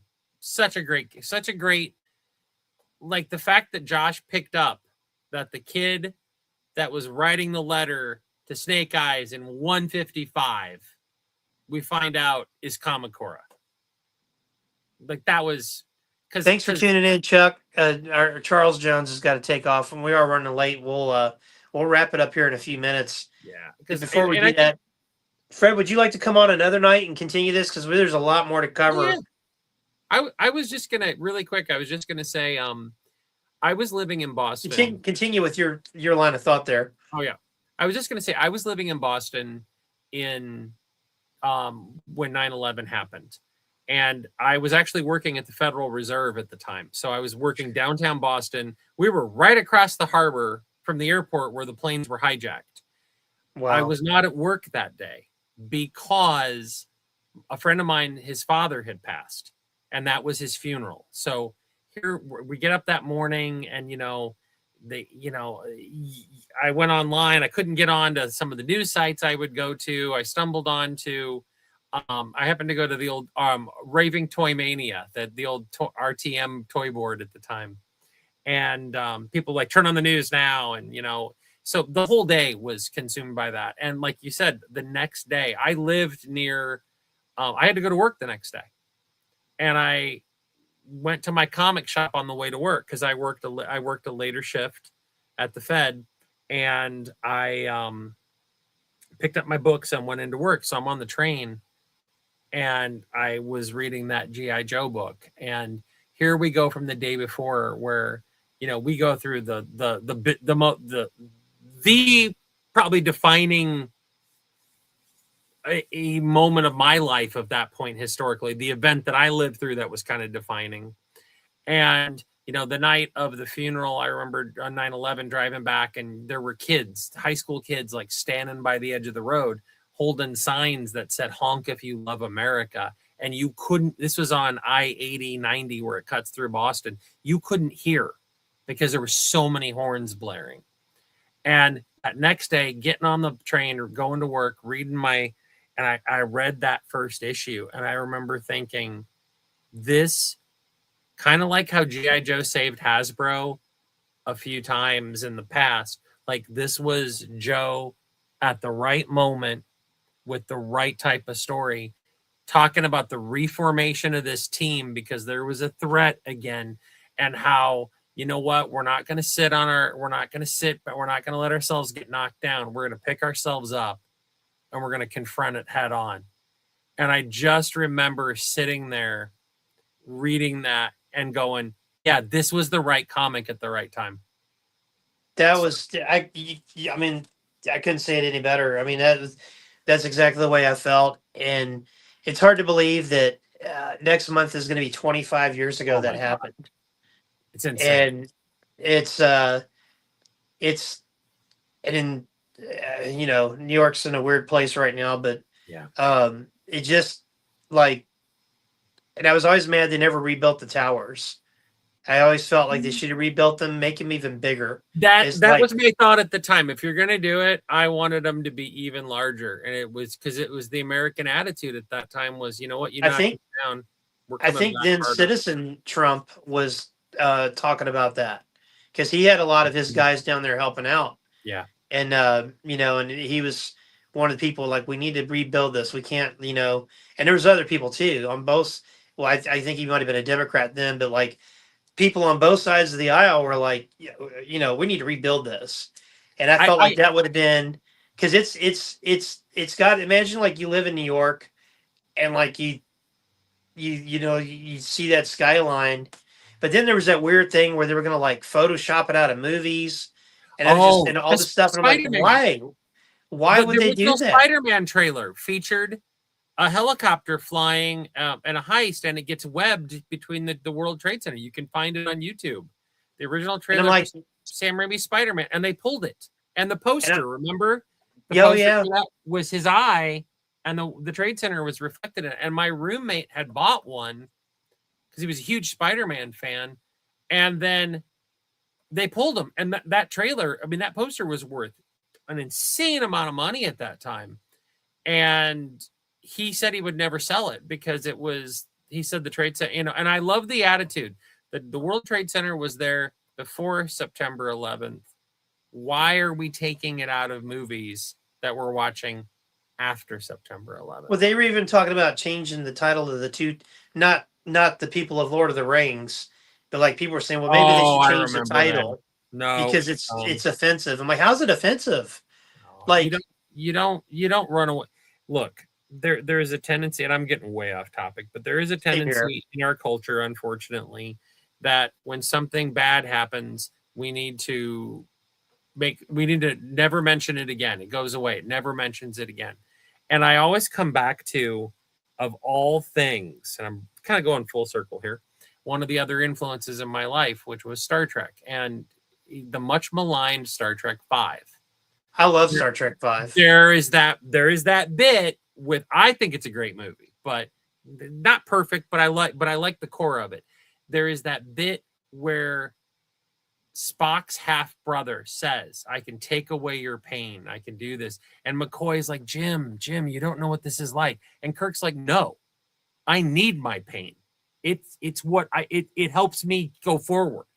Makes me who I And am. yeah, and I'm like, that right there, you have just said the healthiest way to deal with something is to go through it, not brush it aside, not repress Talk about it. that movie for a second. So, to me, motion picture is the kind of artsy fartsy 2001 Space Odyssey. Like, hey, we're back. We get to do Yeah. a movie. It's, if you want to like take a nap and watch this on a rainy day, it's perfect because you'll take a nap and we're still flying to the Enterprise. And it's a big visual effects movie, and that's Yeah, and I think it's the effects of V'ger, and I think it's a great movie. Like, is it my favorite of the bunch? No, but it is its own like little thing. So it's kind of their artsy fartsy one. Then Wrath of Khan, the greatest Star Trek movie of all time, and then the trilogy. It's Wrath of Khan, Search for Spock, which I love. The 8-minute scene where Kirk steals the Enterprise. The score, everything. perfection. That's the most perfect 8 minutes. And then, of course, The Voyage Home, which it's amazing when you watch it now. You're actually time traveling with them because 86 was 40 years ago. And, back then, like you watch it in high school or something, you're like, oh, that's just a couple years ago. That's not going back in time. It's time. And then 5 is a standalone episode. It's just a normal episode. Yeah. And then 6 is a great send off. The thing with 5, I tell people, is Shatner directed it. And for all the Bill Shatner was in the spotlight and Bill Shatner this, it's the most character-driven movie. Like, you learn things about Spock and McCoy. Mm-hmm. Everybody gets their McCoy or Chekhov and Sulu get moments to shine. Chekhov's in command of the ship for a little bit. Yeah. Laura and Scotty get moments to shine. And it's the second funniest movie. Like when they're at the campground and like row, row, row your boat, row, row, row, row, row, row your boat, Spock. What are you doing? He's like trying to. Life is not a dream, Admiral or Captain. He's like, Jim, just call me Jim. And then when the light comes in, get that damn thing out of get that light out of my face. And just the whole movie's got little funny bits in it without being over the top, trying to be funny. You buy the natural friendship between Kirk, Spock, and I love that Bones even calls it out. What does it say about us that we choose to spend our leave together? I'm like, I'm okay with this. Well, at the end too, when the beginning, and it's full circle in the beginning when he says, "What are you?" I love when he's watching. He's like, he's playing games with life. Next time, he's talking to myself. And then Kirk falls, and Spock catches him. He goes, "Damn it, Jim! You can't be callous with life." He goes, "I knew I wouldn't die because I was with you all." Yeah. And he goes, and he's like, "I'll die alone" or whatever. Yeah. And then at the end of the movie, he's like, "When I was on that planet, I knew I wasn't going to die because you all were with me." Yeah. And if you see like what Shatner was trying to do with that movie, it was brilliant. And if you watch there's a guy on YouTube, Johnny Back, Baak, I think's his last name. Okay. Does all these really great retrospectives on movies and TV shows. He's an English guy, and I love listening to him. And he's Star Trek. He's got like a whole library of it. I mean, he'll do episodes. The motion picture episode is probably like 20 minutes. Most of them are about 8 to 10 minutes. And he was talking about how they kept chopping the budget up from Shatner. And they didn't get ILM. They went with a special effects house that had never done this scale of special effects. Yeah, because he wanted ILM, and the ILM's A team, oh boy, was working on Indiana Jones and the Last Crusade, I want to say. Or something. That came out the same year. And the B team was working on Ghostbusters 2. Which came out the same year. And if I remember, because William Shatner's Star Trek, he did Star Trek Memories and he did Star Trek Movie Memories. So he did a book about his time on TOS, and then he did a book about the movies. And I remember when I had back surgery in the 90s, I got both books, so I just read them back to back. And so he ended up, like the budget just kept getting cut and cut, and there were whole things that he wanted to have done that couldn't get done, and the original intent for that was pretty awesome. What was it? The being that they encounter is the devil, and he like takes Kirk, or he takes Spock and McCoy, tries to like take him into hell or some realm like that, and Kirk's got to save them. Or they fight like these rock monsters or something. The Like, rock monsters, I remember that. it sounded really, really cool, and I don't know, like that. I still like that movie. Like, it's a comfortable movie to watch. Oh, And it's got some funny bits, and and there's a lot. It's the most character driven of the movies. I Not like it better that. than 4. Ooh. I just committed blasphemy. I like it better than 4. Yeah, I could see that case. Some of that's the music. I don't like the guy who scored 4. It's Leonard Rosenman. I think he's a hack. But yeah, there's a lot of like 5 is Jerry Goldsmith, and Jerry Goldsmith did Star Trek: The Motion Picture. So he did motion picture, and he did 5. Yep, it's the same guy doing the score, and it just has that epic cinematic feel to it. James Horner did 2 and 3. 2 and 3. Yep, and then it's funny. I'll watch Kroll in the store, the movie Kroll, and James Horner did the score, and I'll be sitting there and I'm like, "Are we in the Mutar Nebula?" Like, oh no, it's Kroll. Never mind. So Horner, God love him, at that point borrows so much from himself that Battle Beyond the Stars, his 2 Star Trek movies, and Kroll have so much of the same stuff, and I don't care because I love all of it. Those are great. Those movies hit me all at the right time as a kid.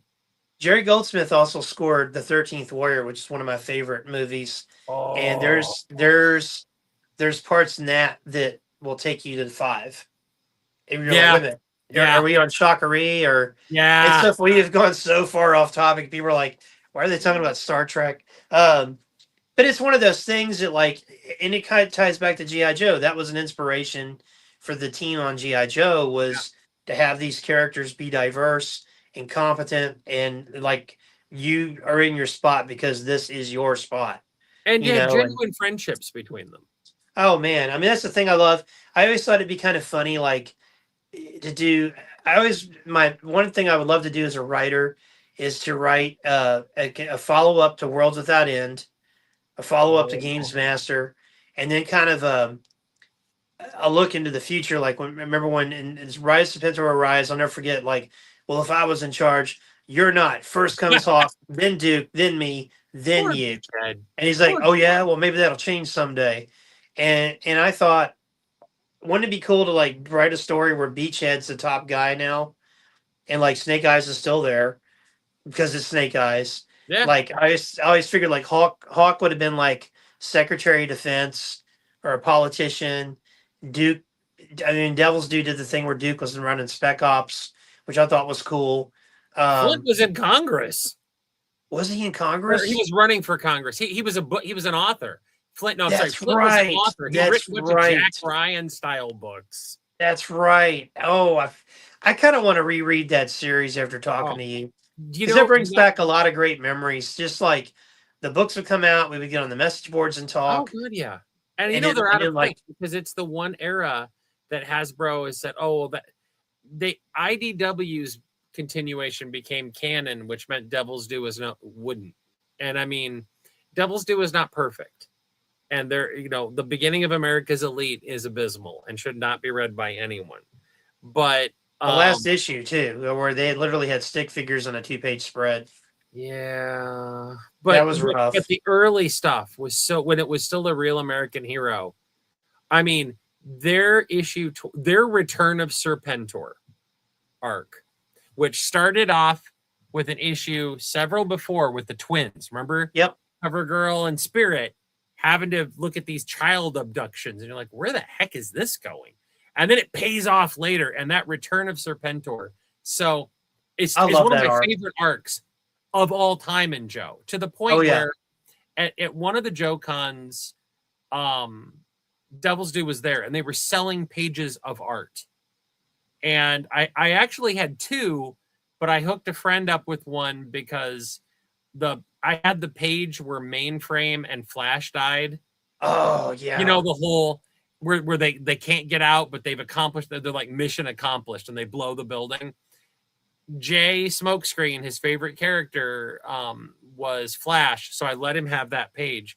But the page I got to keep, and this is, and Brandon Jerwell wrote it, so I always give him crap that I own it, was that little bit where Cobra Commander is on the top of the waterfall with Serpentor, and he goes, "You lack." He goes, you know, he takes Serpentor's like, "Give me your helmet." He takes it off. He tosses it to him, and he's still got another mask on. And Serpentor is like, "Look how far you've fallen." And then the helmet blows up, and it's like he's dying. He's been killed by. And Cobra Commander walks up to him and he goes, "You were made from the DNA of history's greatest creators, but you lack the most important DNA of all, mine." And he boots him off the waterfall. You see the body fall, and Mindbender's like, "Oh crap!" And he starts to run. And Cobra Commander goes, "Run, Mindbender, run as if there's any place you can escape me. You'll never run far enough." Oh, that was favorite page in all of GI Joe comics. Yeah, that was pretty dope. I mean, So good. That whole run, that black outfit that Spirit had with the Native American boots, that was just, and they made a figure of that. Cover Girl, when she yeah, shows up in that issue, getting out of the car, and Spirit's like, "Gah," because it was the most. They finally drew her looking as a model, like what a model would look like. I mean, the colors, everything were just perfect. And it wasn't a skimpy outfit. It was just, they made her stunning. When I love, and GIJOE did the Snake Eyes Declassified. That was amazing. And I just thought they really knocked it out of the park in a lot of areas. Yeah. And then, of course, we had Valor versus Venom, Spy Troops, all that starting to come out. And I remember those coming out thinking like, oh, it doesn't get any better than this. Yeah. And I'll never forget arguing with people on the message board. I was like, because there was always the people, I'm in the know. I know things. And they're like, yeah, Walmart dictates to Hasbro what they can do or not do. And they'll never do single carded figures again, blah, blah, blah. Because they had somebody arguing with me about it. And I was like, I'm not trying to like get into some blood feud with you over this. I'm just saying, like, in my opinion, why don't they do Marvel Legends style Joes in that scale, a 4-inch scale, and put them on the old card art? They'll never do that. A year later, or like months later, here's the pics of the 25th anniversary figures. And I was like, where are you at? You know, you said this would never happen. And I'll tell you, I don't know if you know this about me, but I won a contest with Devil's Due. They had a how to publish your own comic contest, and I submitted it. It was the very early stages of my Dominus book, back when it was going to be a comic book miniseries and not a graphic novel. Sure. Because that's the easiest way to do it when it's a crowdfunder. Just do a graphic novel. Yeah. And, you know, in my head, it was going to be like a 5-issue miniseries or 4-issue, then do the graphic novel, do another one, you know, then go into an ongoing or something. Because that was kind of like the formula. And I submitted it, and I won the contest. And I found out, I think it was, I want to say I was going to go to Wizard World Chicago for the first time. It's my first comic book convention. And I think I found out like 2 or 3 days before I was going to go because they were going to be up there. And this guy was like, yeah, come up to the booth. And I got to meet. I've talked to Josh vis-a-vis the message boards and email and all that. And I got to meet him face to face, and we talked. And so I got I thought it was going to get published, and all it was like consultation. But we hit it off. And I didn't always like his writing. Some of it I liked, some of it I didn't. Thought he's a good idea guy. I really liked when JIJOE took over. He wrote a really awesome Battlestar Galactica. I think it's a Tom Zarek miniseries, which is pretty dope. But anyway, getting back to that, I had pitched them a special missions one shot, and then I pitched them another one that was a Snake Eyes one shot, where you actually get his thoughts throughout the book. Nice. And I think don't have sorry. I don't have confirmation of this, but I think if they had kept the license, one or two of those would have been published. Oh man. Because yeah, I mean, we had it. Devil's Due was just we had the core Joe book. We had the different mini series. I can't think what the secondary bi-monthly was, and that's the one where GIJOE had his first story in History Repeating, where they brought back the Wingfields and all of that. Oh man, that was another good. That was the book that put Chuckles on the map in the comics for people. Even before the G.I. Joe Cobra miniseries from IDW, it was the History Repeating miniseries, because Chuckles was nothing in the comics when Larry wrote them. And this actually, Brandon used him as the undercover operative who had gotten close and found out that, Vance Wingfield's son was coming back and all of that. And it was like, man, that was a deep cut to the early Marvel days. But the issue was featuring Chuckles, but then also a lot of the newer, because Crosshair was being used. Oh yeah, newer Joes. And I loved that because it was showing that it was this multi-generational team now. You had Flint taking command of that hostage situation at the airport. I mean, it hit on all cylinders for me. And I want to reread all those. I'm telling you. And the sad thing is they're out of print. I have and they did that. IDW did that run there where it was called G.I. Joe Dishonored or G.I. Joe Disenfranchised or something. Disavowed. Yeah, and it's kind of like those are the reprints. And it's kind of like it's almost like taking a shot at them. It kind of was. And it's just like, this is just kind of disrespectful. And I know Hama didn't acknowledge any of it. And I know Hama was upset that he didn't get to write it.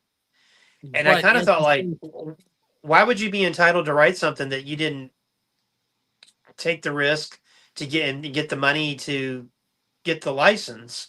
You know what I mean? Like, Larry made me mad when he brought back Sean Collins in his book and made him knock off Snake Eyes. It's all because you already had a great way to bring him back. Kamakura was such an epic way of bringing him back. The kid that looked up to his adopted uncle, essentially, in Snake Eyes, who wrote to him at the end of Marvel and got that awesome letter, which is the only time we heard Snake Eyes' voice. Actually, we kind of hear it. It's in that Wingfield issue. Yeah, he's writing notes. But the fact that they come back to that with Kamakura, oh, it's awesome. And it was like, okay, this is a next generation. Again, to bring it into Star Trek, one of the best things that Star Trek did when they wanted to come back to TV is they did the next generation. They didn't try to redo TOS at that point. Cough, Kurtzman Trek now. They soon to be over with Trek. They carried the story forward. Everything that you remember before still happened. This is now the next iteration of it. That's what Devil's Due was doing, and it was brilliant. And it was they brought it. They had the chance to update some of the tech. They had a chance to update some of this because, the world had changed from the 80s to the 2000s. The internet was now a much bigger thing. And then after 9/11, the world changed yet again. I mean, it's like 1 year aged the world 10 years, and this comic acknowledged that and went with it. And I just thought, man, and I get it. I get Larry, like, man, I'm going to tick some people off, but I love Larry Hama. Larry Hama is a great writer. Larry Hama peaked. He did. And the stuff that he's doing since has never been as good. And I get that. That happens to everyone. Larry is someone who is very bitter at times about his status, about not being recognized for his contract, and deservedly so. I mean, they do a Wolverine movie, and you look at the movie credits, and he's never mentioned in half of those as special thanks to or inspired by, when Larry wrote more issues of the Wolverine series than almost anybody back in the day. And it was the number 2 book behind X-Men. Yeah. I mean, so I get it, but Larry, it's like Joe for Larry, instead of taking it as the opportunity that it was, Larry sometimes I think still kind of views it as, well, this is the thing I'm stuck with.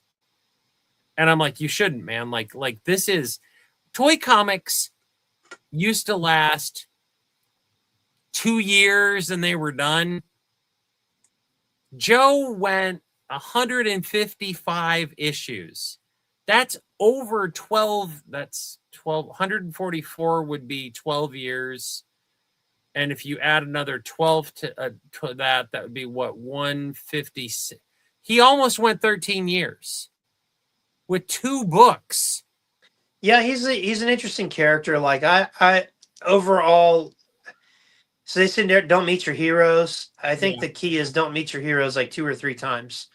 Because I was able to meet Michael Jordan, and he's Michael Jordan and Bruce Lee are my heroes. Other than like Jesus, my dad, my granddad, but that's a whole nother level, right? Oh yeah. But like mere mortals to me, heroes would be like Jordan and Bruce Lee. And Larry was one of my literary heroes in comics because Roger Stern, Jim Shooter, Stan Lee, and Larry, in my mind, kind of taught me how to, and Walt Simonson and John Byrne too, kind of taught me how to write because I read what they wrote. Yeah. And you're like, you want, somebody said, how do you learn to do something? You go watch the best. Yeah. Or read the best or play with the best or whatever. And, I got to meet Jordan, shook his hand, said what I wanted to say to him. He cocked his head, tilted his eyes like he was registering what I said. And like, he was super cool. Met Dirk Benedict. Had just beautiful conversation with him. And he wrote something on my autograph that was just like, I have it. It's framed. And then I met Larry. He came down to the shop, and we had a good time. He made a lot of people's day. Took him out to dinner that night. I made a joke. I said, yeah, I went out to dinner with the person I love the most in the world and my wife, and everybody laughed, and we had this funny thing where they were like, what if Larry invites you up to his hotel room? You can take one for the team. And I was like, I mean, it's G.I. Joe. I mean, I guess, and he goes, do you want to come up to the room with me for a minute? And I'm like, oh shit. I thought we were just joking. Right. And I'm sitting on the couch, like, he's checking his email, and I was like, but it was all cool. Right. And then, and then we see he's at the con. We're sponsoring him at this convention that we used to have. And he was upset that he couldn't sit at our booth. And it was kind of not produced right. Because he had called me the day before he came down. My phone wasn't ringing for some reason, and I would get a voicemail, and I'm like finishing up paperwork because I get real OCD about stuff. Like I got to balance the account, I got to file everything away, I got to get these 5 back issues done, I got to clean, vacuum, then we'd be ready for Larry Hama tomorrow, right? And I'm like, and it's like, Don, this is Larry Hama. I'm trying to get a hold of the promoter. I was supposed to have a room on the east corner of the hotel and a seat, away from this, Pat. And I'm like, oh my Lord, this guy's a prima donna. And like, I was real nervous, and I got the situation resolved. And then when we talked, I was like, I'm not going to bring up any comic book stuff to him. I was talking real estate. He was like, telling me he had a house in Long Island. He lived in Tribeca and all this stuff. And, but he always kind of act like he's like at the bottom of the barrel. And I'm like, your wife's a producer at HBO and you live in Tribeca, and then you have a house on Long Beach. I don't think you're doing bad. I think you're doing pretty good for yourself, And so like the first, and then his flight was delayed or something, and he called me, and we were going to let him stay with us. And it was kind of like, wow, it was pretty cool. Right. And then got his phone number and all that, still have it. And then the next year was JoeCon. And I said, hey, are you going to be at JoeCon up in Indy? Because my wife and I are going to go. He goes, yeah, I'll be up there. And I was like, well, if you have free time, I know you're busy. I'd like, take you to dinner. And he said, well, we'll see. And I think he was a little under the weather or something. Yeah. And there was somebody that I recognized that I said hi to, but just like a mutual fan, or whatever. And the guy looked at me and goes, hold on just a minute. Like, my wife's like, who is that? And I'm like, I guess a dickhead, because we're not talking to him now. It's just some regular guy that I know, right? And then Larry Hammond goes, Dan, Carla, we turn around. And next thing you know, we got this circle of people around us as Larry's talking to us. Yeah. And I was like, do these people think we're the voice actors for Flint and Lady Che? Because that would be awesome. And like, he was kind of putting us over, like that we were a big deal. Yeah. And I'm like, all right, Larry. And then the guy came up and said, no, man, you were busy. We don't need to talk. We can catch up later. And I was like, that's so cool. And then 2018, Joe Con, he acted like he didn't know who I was. Something has changed with him. And I think I don't like to do politics on here, and I'm not doing this, so no one needs to get triggered. But I think there are people on both sides that got broken with 2016 and 2020 and 2024, and I think he's one of them. And then I know during COVID, it's weird because he did that, and then I was at a wedding reception, my wife and I, and we're sitting at this big round table. And there's this guy trying to be the alpha of the table. He's some dickhead guy, and he's trying to hit on this girl. And he does the obligatory. So what do you do? What do you do? And I'm like, oh, here we go. What do you do, man? I was like, oh, I own a comic and toy store. Oh, what, you didn't get past 6? And I said, no, more like I didn't get past 12. And then the whole table laughs. And then I take over the table. And the whole time I'm like kind of like doing this live on Facebook. And I'm like looking, like 150 people have commented.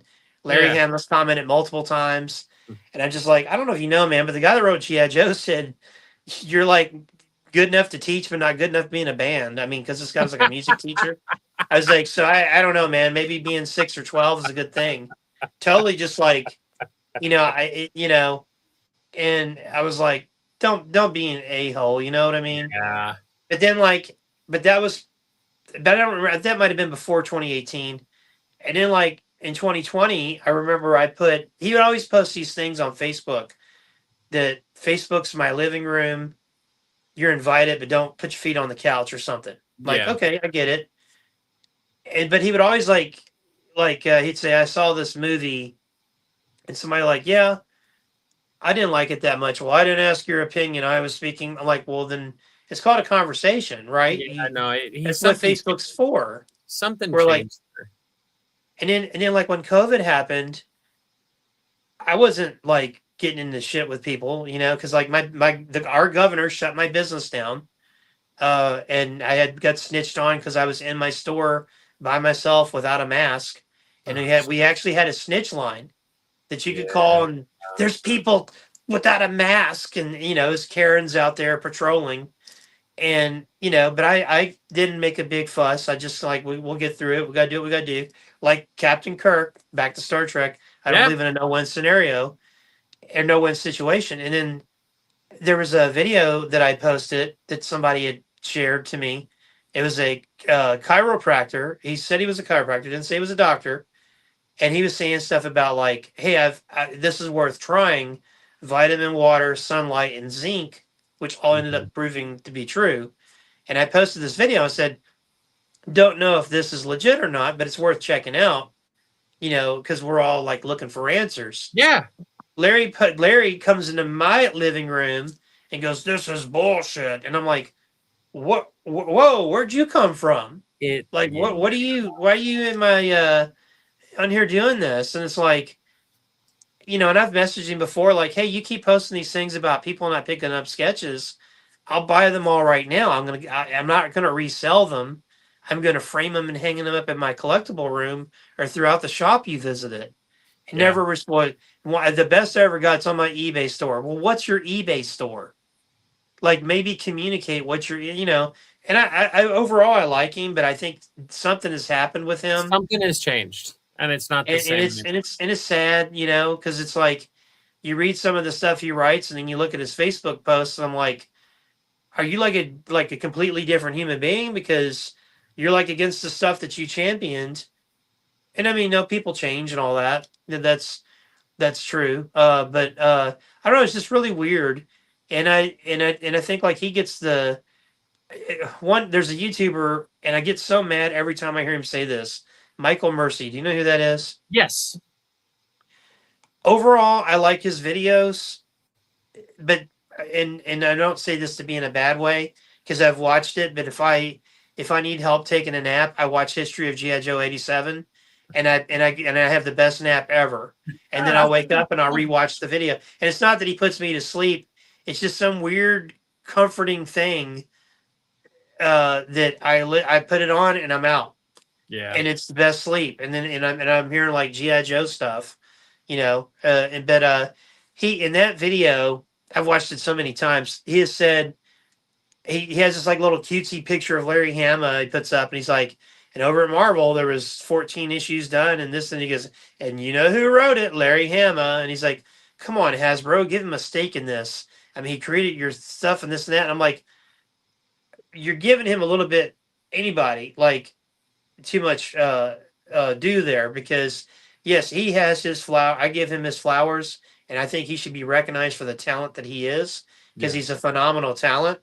He's a great artist and a great writer. Oh yeah. And he wrote stuff that is impactful to people 40 years later, and will be 50, 60, 70, 80, 90, 100 years later. He wrote stuff, right?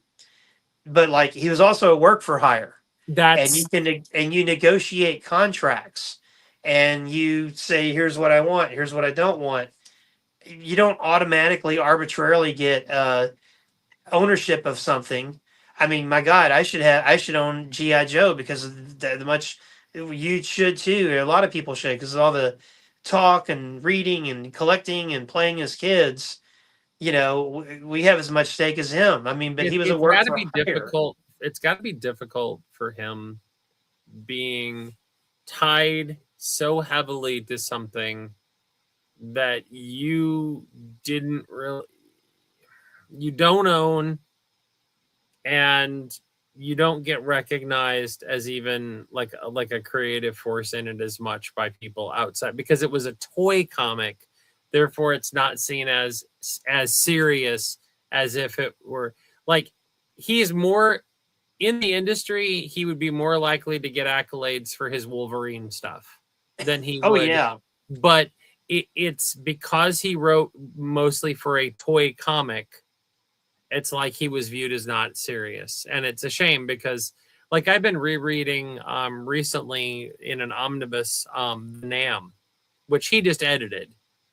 But talk about a book series. Oh, like, it's a great. I was talking to a customer about that the other day. But again, Larry's only partially, he's, everything for him comes back to GI Joe, and it's like, there's the old adage. It's not true now, but it used to be. If you were a film actor and you went to TV, your career was over because TV was beneath you. I think in the comic world, the people who wrote toy comics were considered. He's not considered the same as a Chris Claremont, even though they both wrote their respective signature books for a ridiculously long period of time, longer than anybody. And, but like Claremont would be more widely recognized because the X-Men was a serious comic and Joe was a toy comic, unfortunately. And I think that's very unfair to Larry. I side with him on that. Now he kind of comes off bitter a lot. Yeah, and I think also too, like your presentation, perception's reality, so to speak. Mm-hmm. And it's like you're the only one that can change that by presenting a different, side of that. You choose you ultimately are responsible for your own reactions to things. I would much rather be Larry having young men, middle-aged men, older men, kids now come up and say, you made my childhood writing this comic, than like, oh yeah, you remember John Byrne's Alpha Flight? Yeah. Didn't it get canceled? Yeah. Okay. Yeah.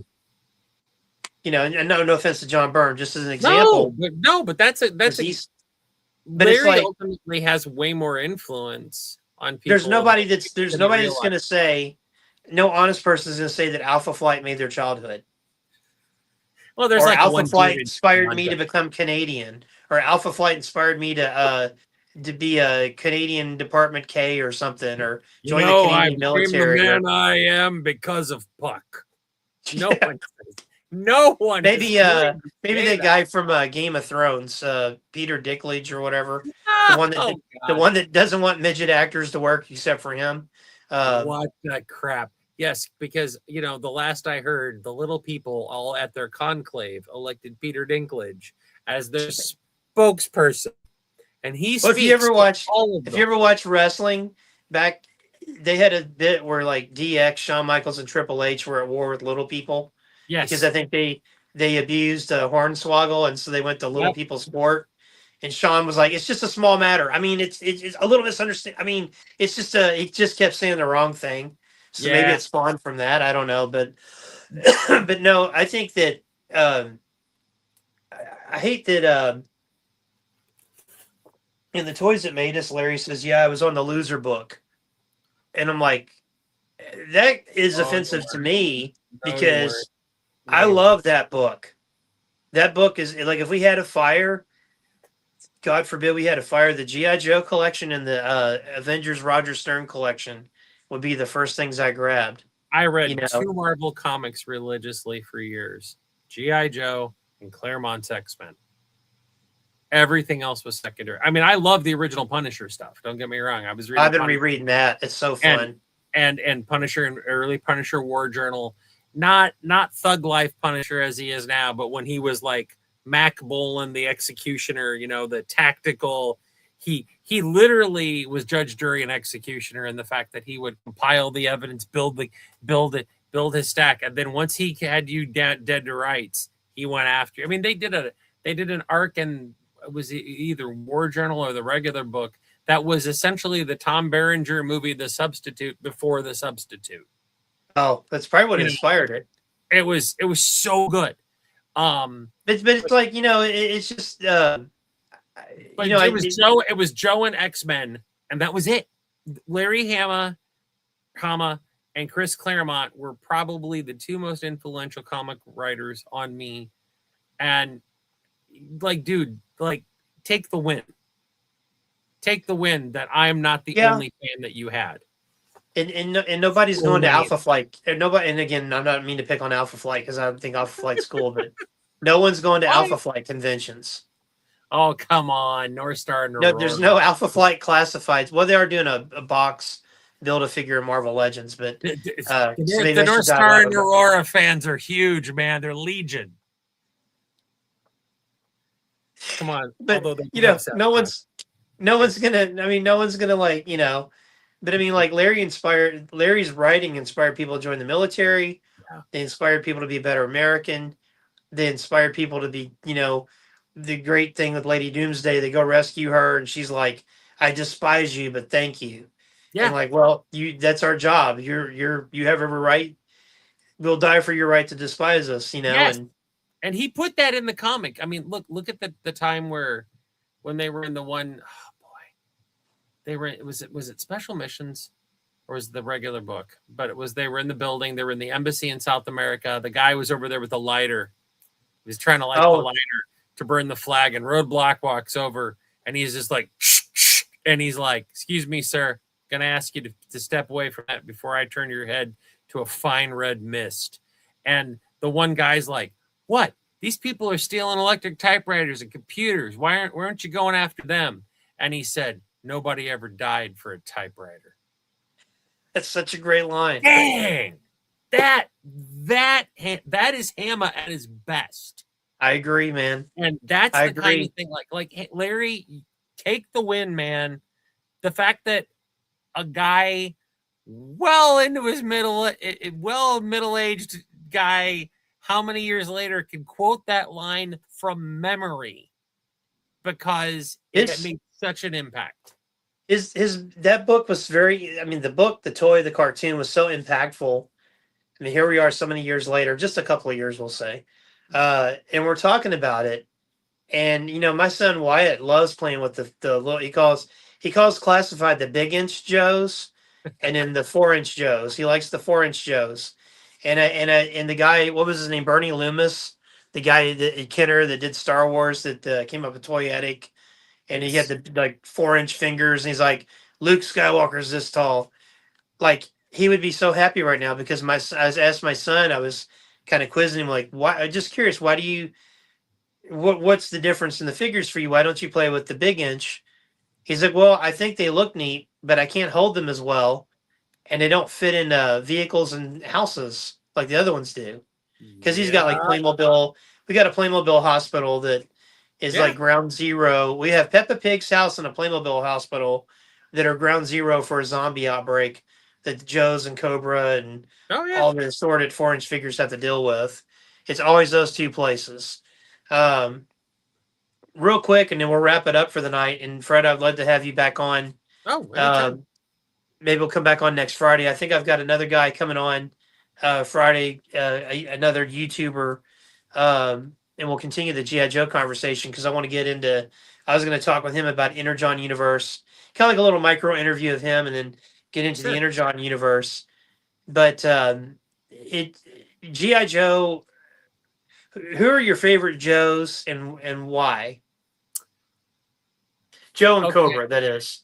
Okay. Well, ooh. All right, Cobra. I have to go with Cobra Commander because there would be no Cobra without Cobra Commander.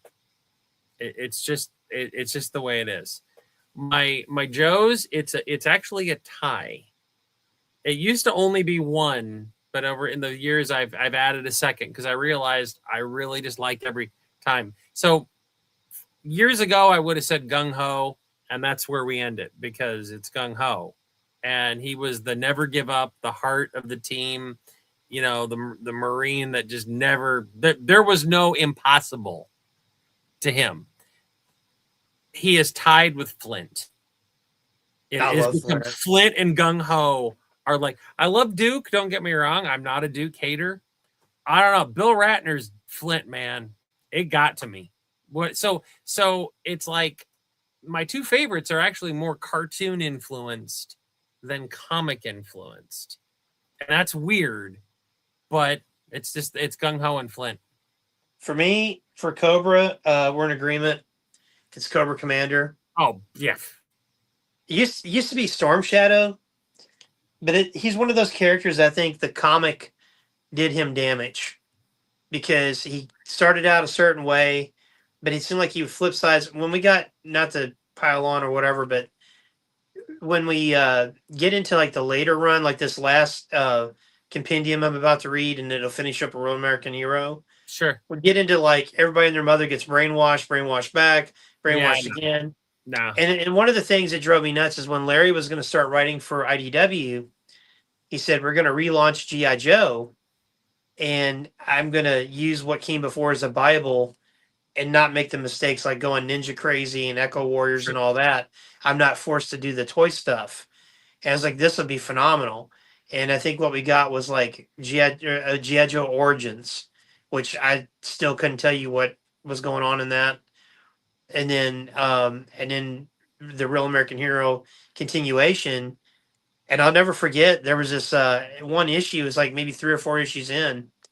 Somehow Cobra had a senator in the Senate, and they passed a law where Cobra was going to do security or something.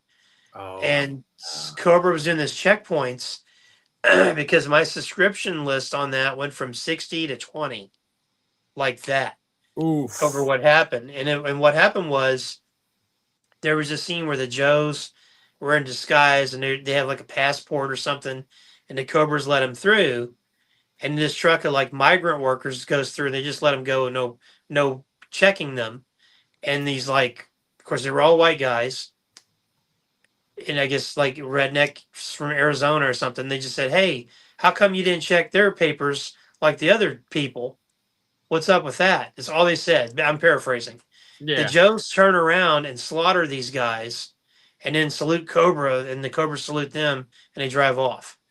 And I was just like, I'm not sure I understand what I just read. And this is going around like when the border 2010, like when President Obama's meeting with Governor Rick Perry and they're walking along the border. Sure. All that stuff started coming up.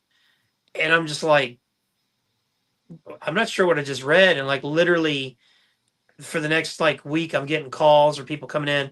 Yeah, keep the IDW books, take that one off. Yeah, no, I remember that. And I was like, this yeah, is I'm not why going to I'm fight with like, you over it. I'm not going no. to try to, and then it seemed like it really got bad. And then maybe it was because he came to our shop, but around the time he came to our shop, the story seemed to kind of do a little bit better.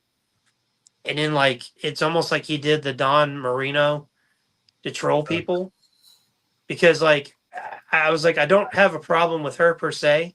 I have a problem with a 14-year-old girl slaughtering trained assassins. Yeah, And it it's like, was it's just like, oh, she's really good at field hockey and murdering assassins. And no, it's just kind of you weird. don't have the mass. You're still just a 14-year-old girl. But then it's like, and then she's in the military all of a sudden. Like, I don't think they let, you know, but I think they aged her up, or they kind of ignored her age, or I don't know. It was just really, when you're reading it and you're like, yes, I'm suspending disbelief because we've genetically created a clone of history's world leaders, and there's a guy that swims with crocodiles, and a bird guy that does taxes, and so you got to suspend disbelief. But it's like, they're not going to let a 14-year-old join the army. I mean, I'm just saying. It's because Larry killed Snake Eyes for a gimmick and then wouldn't let him stay dead. He's back now. And I don't care. You burned me. Larry burned me on that. No. I will say, and I'll talk more about this on the next show you're on with me, which maybe we'll shoot for Friday if that works for you. And we'll check the calendar. Yeah, let me know.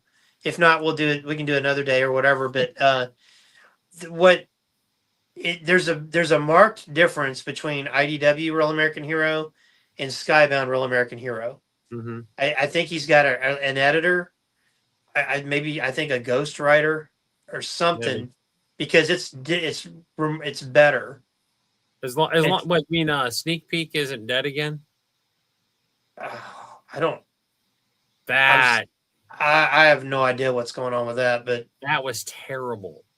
But you wrote an issue where Dusty literally carries his dead friend's body out of a battle zone because you leave no man behind.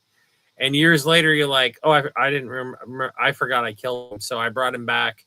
And then I retconned it where, I was undercover. What?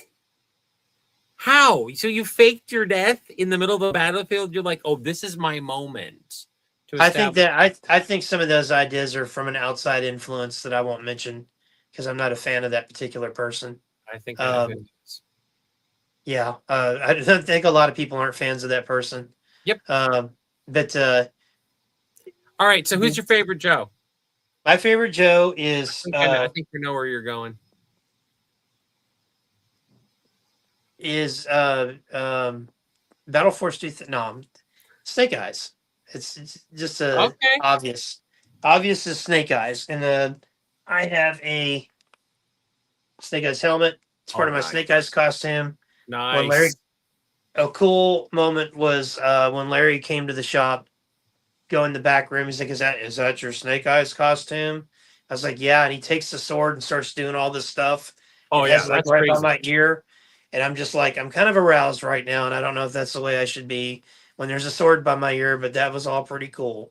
And then there's pictures of me and him where he's got the sword and I got the gun, and we're back to back like we're the Expendables. Nice. Busting out of something, and like I appreciate those moments with him, and I still have a favorable opinion of him, but it's just kind of like, don't expect much because anyway, I don't want to get a tangent about him again. Sorry, but Snake Eyes is my number one guy, followed by Beachhead and Stalker, and then I'm also a fan of Flint.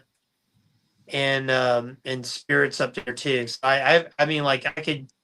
It's hard to nail it down. It's hard when you have this many characters. Oh, something I forgot to mention. We were talking earlier, and I was saying about I would love to see a follow up to Games Master World Without Ends, or is in the the whole Beachhead leading the team and all that. Where are they at now? Yeah. And I could always see like Bazooka, Quick Kick, and Alpine having like a Simon and Simon like detective agency. Okay. Where they're like sitting around.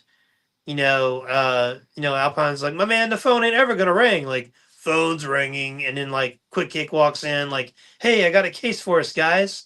And then they're all like, just the three of them solving Yeah. crimes in San Diego or something, or And you know what that is? That's Riptide. That's the well, Stephen Channel show, Riptide. well, we Well, don't have not the nerdy, quite, we don't have the nerdy guy and the robot. but you got three dudes. It works. But that would be that would be where are they now with masks, because they would take T-Bob as the Oh robot. God. Yeah, Oh God. the kid would No grow up into the T-Bob. nerd guy, and No T-Bob. yeah, I used to watch Riptide. That was a cool show.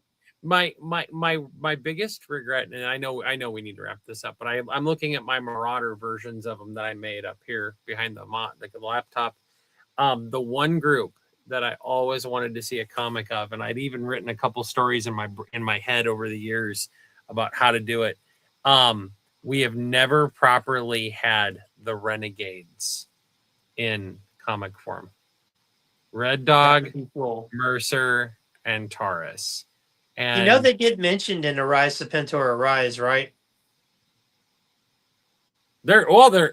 Wait a minute. Because in the very beginning, when Sergeant Slaughter, almost said Sergeant Savage, Sergeant Slaughter shows up and saves the day. Yeah. Cobra retreats. General Hawk's like, Slaughter, I want you to stick around and train the Joes. No can do. I got a bad bunch, I got a bad bunch. I got to break in, or something. That's right. That's those guys. Yeah, because I picked up on that a couple of years ago.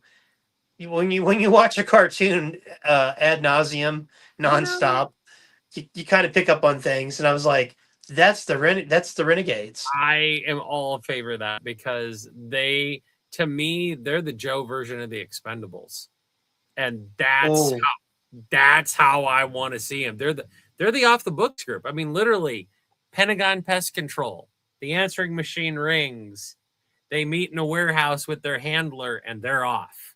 They're disavowed. I love Expendables 1 and 2, by the way. Oh, hands down, fantastic. The opening. Okay, we're totally going to tangent for the last time. I promise. The opening of Expendables 2, and I've had this discussion with Kirk. Yeah, I've seen you post about it too. Is the greatest G.I. Joe special missions movie you will ever get. Right up until they roll the credits. So it starts with the trucks coming over the hill, dun, dun, dun, dun, yeah. dun, all the way till they roll credits. That is like 15 minutes. That is the perfect Joe action movie. It's so good. That whole sequence is amazing. I love those movies, and here we go, and when Jason Statham's on the guns, like, that is so good, man. Jet Li, where he runs fighting out all those guys with pots and pans, and Terry Crews. Terry Crews is the perfect roadblock, by the way. You will never convince me otherwise. Terry Crews should have been roadblock. Yeah, it's funny because going in to see Rise of Cobra, I knew I wasn't going to like it. Yeah. I didn't hate it. Marlon Wayans actually, to me, was the best part of it, other than Snake Eyes and Storm Shadow. I hated that he was going to be in it because I thought that's going to be silly, because I couldn't stand Channing Tatum, and I was like, Rick Ford was actually all right. He actually kind of kept the movie flowing. Yeah. And then Ray Park as Snake Eyes, and the guy that played Storm Shadow was perfection. Well, he was great. And then I thought the girl that played Scarlet was solid. Just needed to be kind of in a little. The characterization was wrong. Yeah. Rachel Nichols was solid though. Oh yeah, she could be in anything. But anyway, and I thought the lady playing Baroness was good, but the whole weird Duke Rex, and it's like it's Rise of Cobra, but we're focusing on Destro and the Goofy Doctor, and the Goofy Doctor's really Cobra Commander with his weird mask and this and that, and we can't do yellow spandex on screen, but look at Deadpool, Wolverine, $1 billion, perfection. But and then they did Retaliation, and I remember when the trailer came out, it was like, holy smokes, this looks badass. Yeah. Cobra Commander looks like Cobra Commander. And that's when The Rock was kind of cool and wasn't like ripping people off on Maui donations and then demanding to like be the head of DC Entertainment or whatever. I still liked Black Adam, but yes.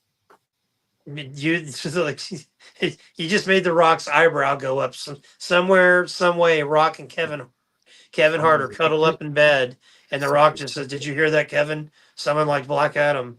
But probably make people mad with that comment. But it's true. I mean, it's how can it not be true? But the at the time it was like, oh, this is gonna be cool. He's Roblox. Snake Eyes' costume was perfect. Oh, And he got, and then the mountain battle with the ninjas. But then they were like, oh my god, Battleship bombed because it didn't have 3D. I'm like, no, it bombed because it was called Battleship, and you had Rihanna in top billing. That's why it bombed, not 3D. So they postponed the GI Joe movie. They took out 30 minutes of footage. Oh yeah, because the extended cut is so much better. Oh yeah, I tell people watch the extended cut because it explains why the RZA's there, is the blind master and the whole like kind of trial or whatever, and it's pretty good. And but then it's like you go back and rewatch it, it's too much of Dwayne Johnson being Dwayne Johnson in a GI Joe movie, and then Bruce Willis is just kind of like, well, you know, because that was supposed to be Sergeant Slaughter. Who was the Joe Colton role was originally they wanted Sergeant Slaughter. Oh my god, that would have been amazing. Because I mean, otherwise, if you're going to do the original Joe, I love Bruce Willis, but you don't even look like anything like Colton. Yeah, I like Bruce Willis too. It just was like a weird fit. It was like we need star power besides The Rock. Hey, and he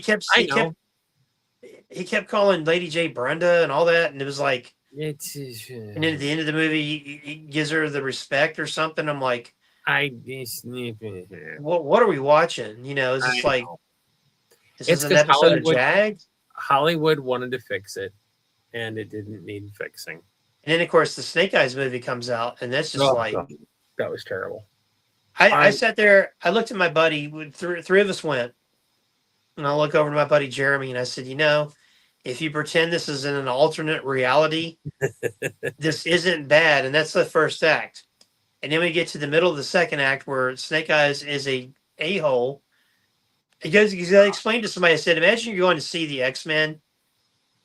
Somebody said Rock and Kevin Hart in bed laughing. Ugh. You know, it's true. Who's the top and the bottom of that? I'm just going to leave it right there. Chat can decide that. I think we all know. But anyway, it's like Cat Williams said, where did Kevin Hart come from? It's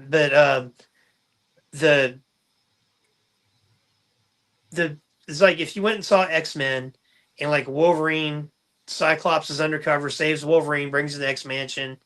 Cool. He steals Cerebro, gives it to Magneto. Magneto uses it and kills most of the X-Men. Cyclops gets mad and fights back, uses the Arkenstone. That's the only thing I can figure that was. The Arkenstone from The Hobbit. And then like Cyclops is bad now, but we're gonna give Wolverine a bike and a cool costume and go do the thing. And rock bottom. Yeah, that's what I was thinking too there. I have never been able to rewatch Snake Eyes since I refused to. In the theater. We went and saw the guy that played him is a good actor. Like I think he's a solid actor, and like he's wrong for the part. Yeah, he's terrible for the part. He's like an Asian Hugh Jackman. Oh, and I know. I'm just going to choose not to talk, and at the end of the movie, I'm going to put my helmet on for the one and only time. No. Yeah, that made me so mad, and then the fact that Larry griped about it, then ungriped about it, and said, I always wanted Snake Eyes to be like, no, you didn't. No, he was supposed to stick out like a fish out of water. It would be like if Michael Jordan joined a Chinese version of the NBA and he just happens to be the best at it. Do you know what he's an outcast. The better Snake Eyes origin movie was done from Canon Films, and it's called American Ninja. The first one of that, I swear, his name is Joe.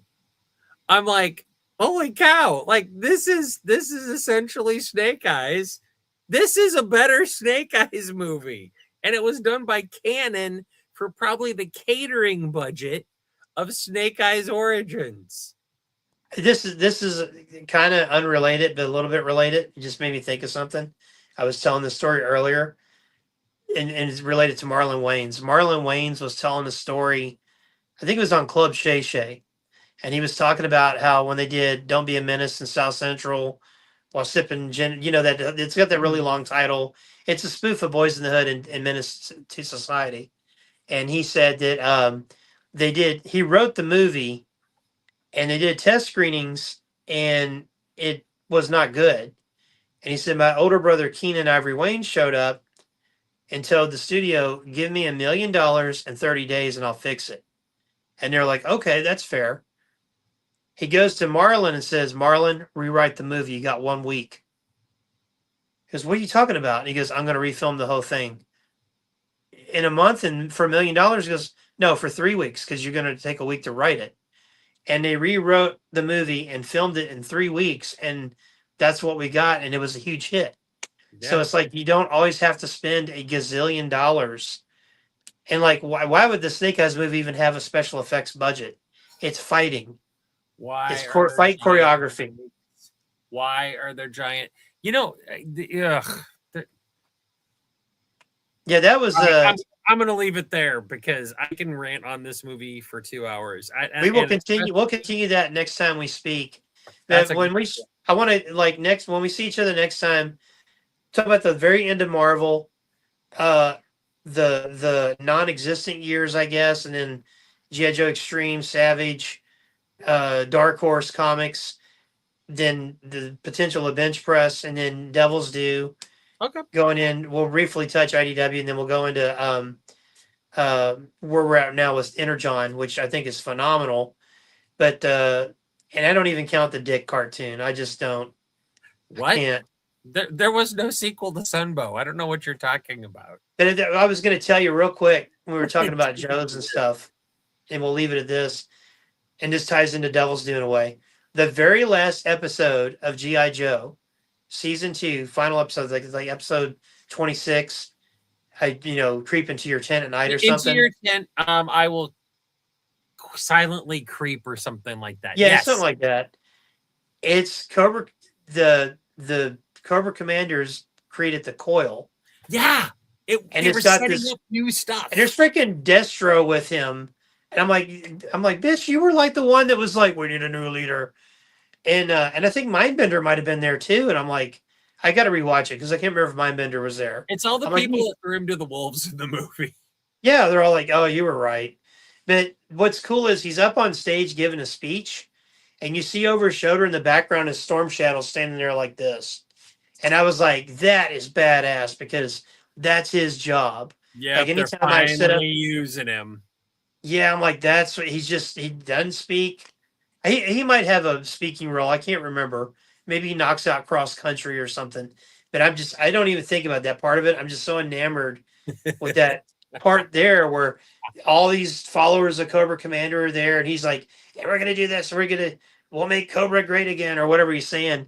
And then like Storm Shadow's just behind him, like watching the stage, making sure the commander's protected. And I'm like, they finally kind of made Cobra Commander a viable threat, and I'm like, oh man, I wish they could have taken it where they wanted to. Yeah. With that storyline. And when do we next see the coil again in Joe? Devil's Due and there's Serpentor's group. Yep. Which I thought that was cool. When I set my Joes up, I always kind of have Firefly and Dr. Mindbender near each other. Just because I'm kind of like, if you know, because they were in the coil. They were in the coil. You put Xandar over there. Fred, thank you so much for coming on. Anytime, it's so great to talk to you. Fred's I've always just loved and respected you. Super sweet guy, wonderful guy, fellow cat daddy like me. Kind of bonded over our black cats. Yeah. And they're up there like, man, these guys are running long tonight. Oh, but they know how we are. But no, man, G.I. Joe's just this great thing that's it's as I don't know what's the word I want to use. It's like it's up there with like Batman, Superman, X-Men, Avengers, and Justice League. It's one of those things, but it's more real because of the characters. Even the outlandish stuff, the Oh yeah, characters are still coming off real. yeah. And um, yeah, I remember watching Christmas Vacation. I'm like, oh look, Randy Quaid's one of the Dreadnoks, but he would fit in perfect. But no, it's like it's just one of these things that there's a certain commonality that transcends age, race, sex, politics, all that stuff. And GI Joe is right there, and it's just so fun to talk about, whether it's the comics, the toys, the cartoons, what could have been, what was, what might be. It's just a very fun topic, and it was really great to talk to you tonight. So thanks for coming on. We'll set up a time for part 2 of GI Joe. So I appreciate it if everybody out there would like, subscribe, and share. And we'll see you next week. Yo, Joe, and be kind and good to each other. We'll see Take you. it easy, guys.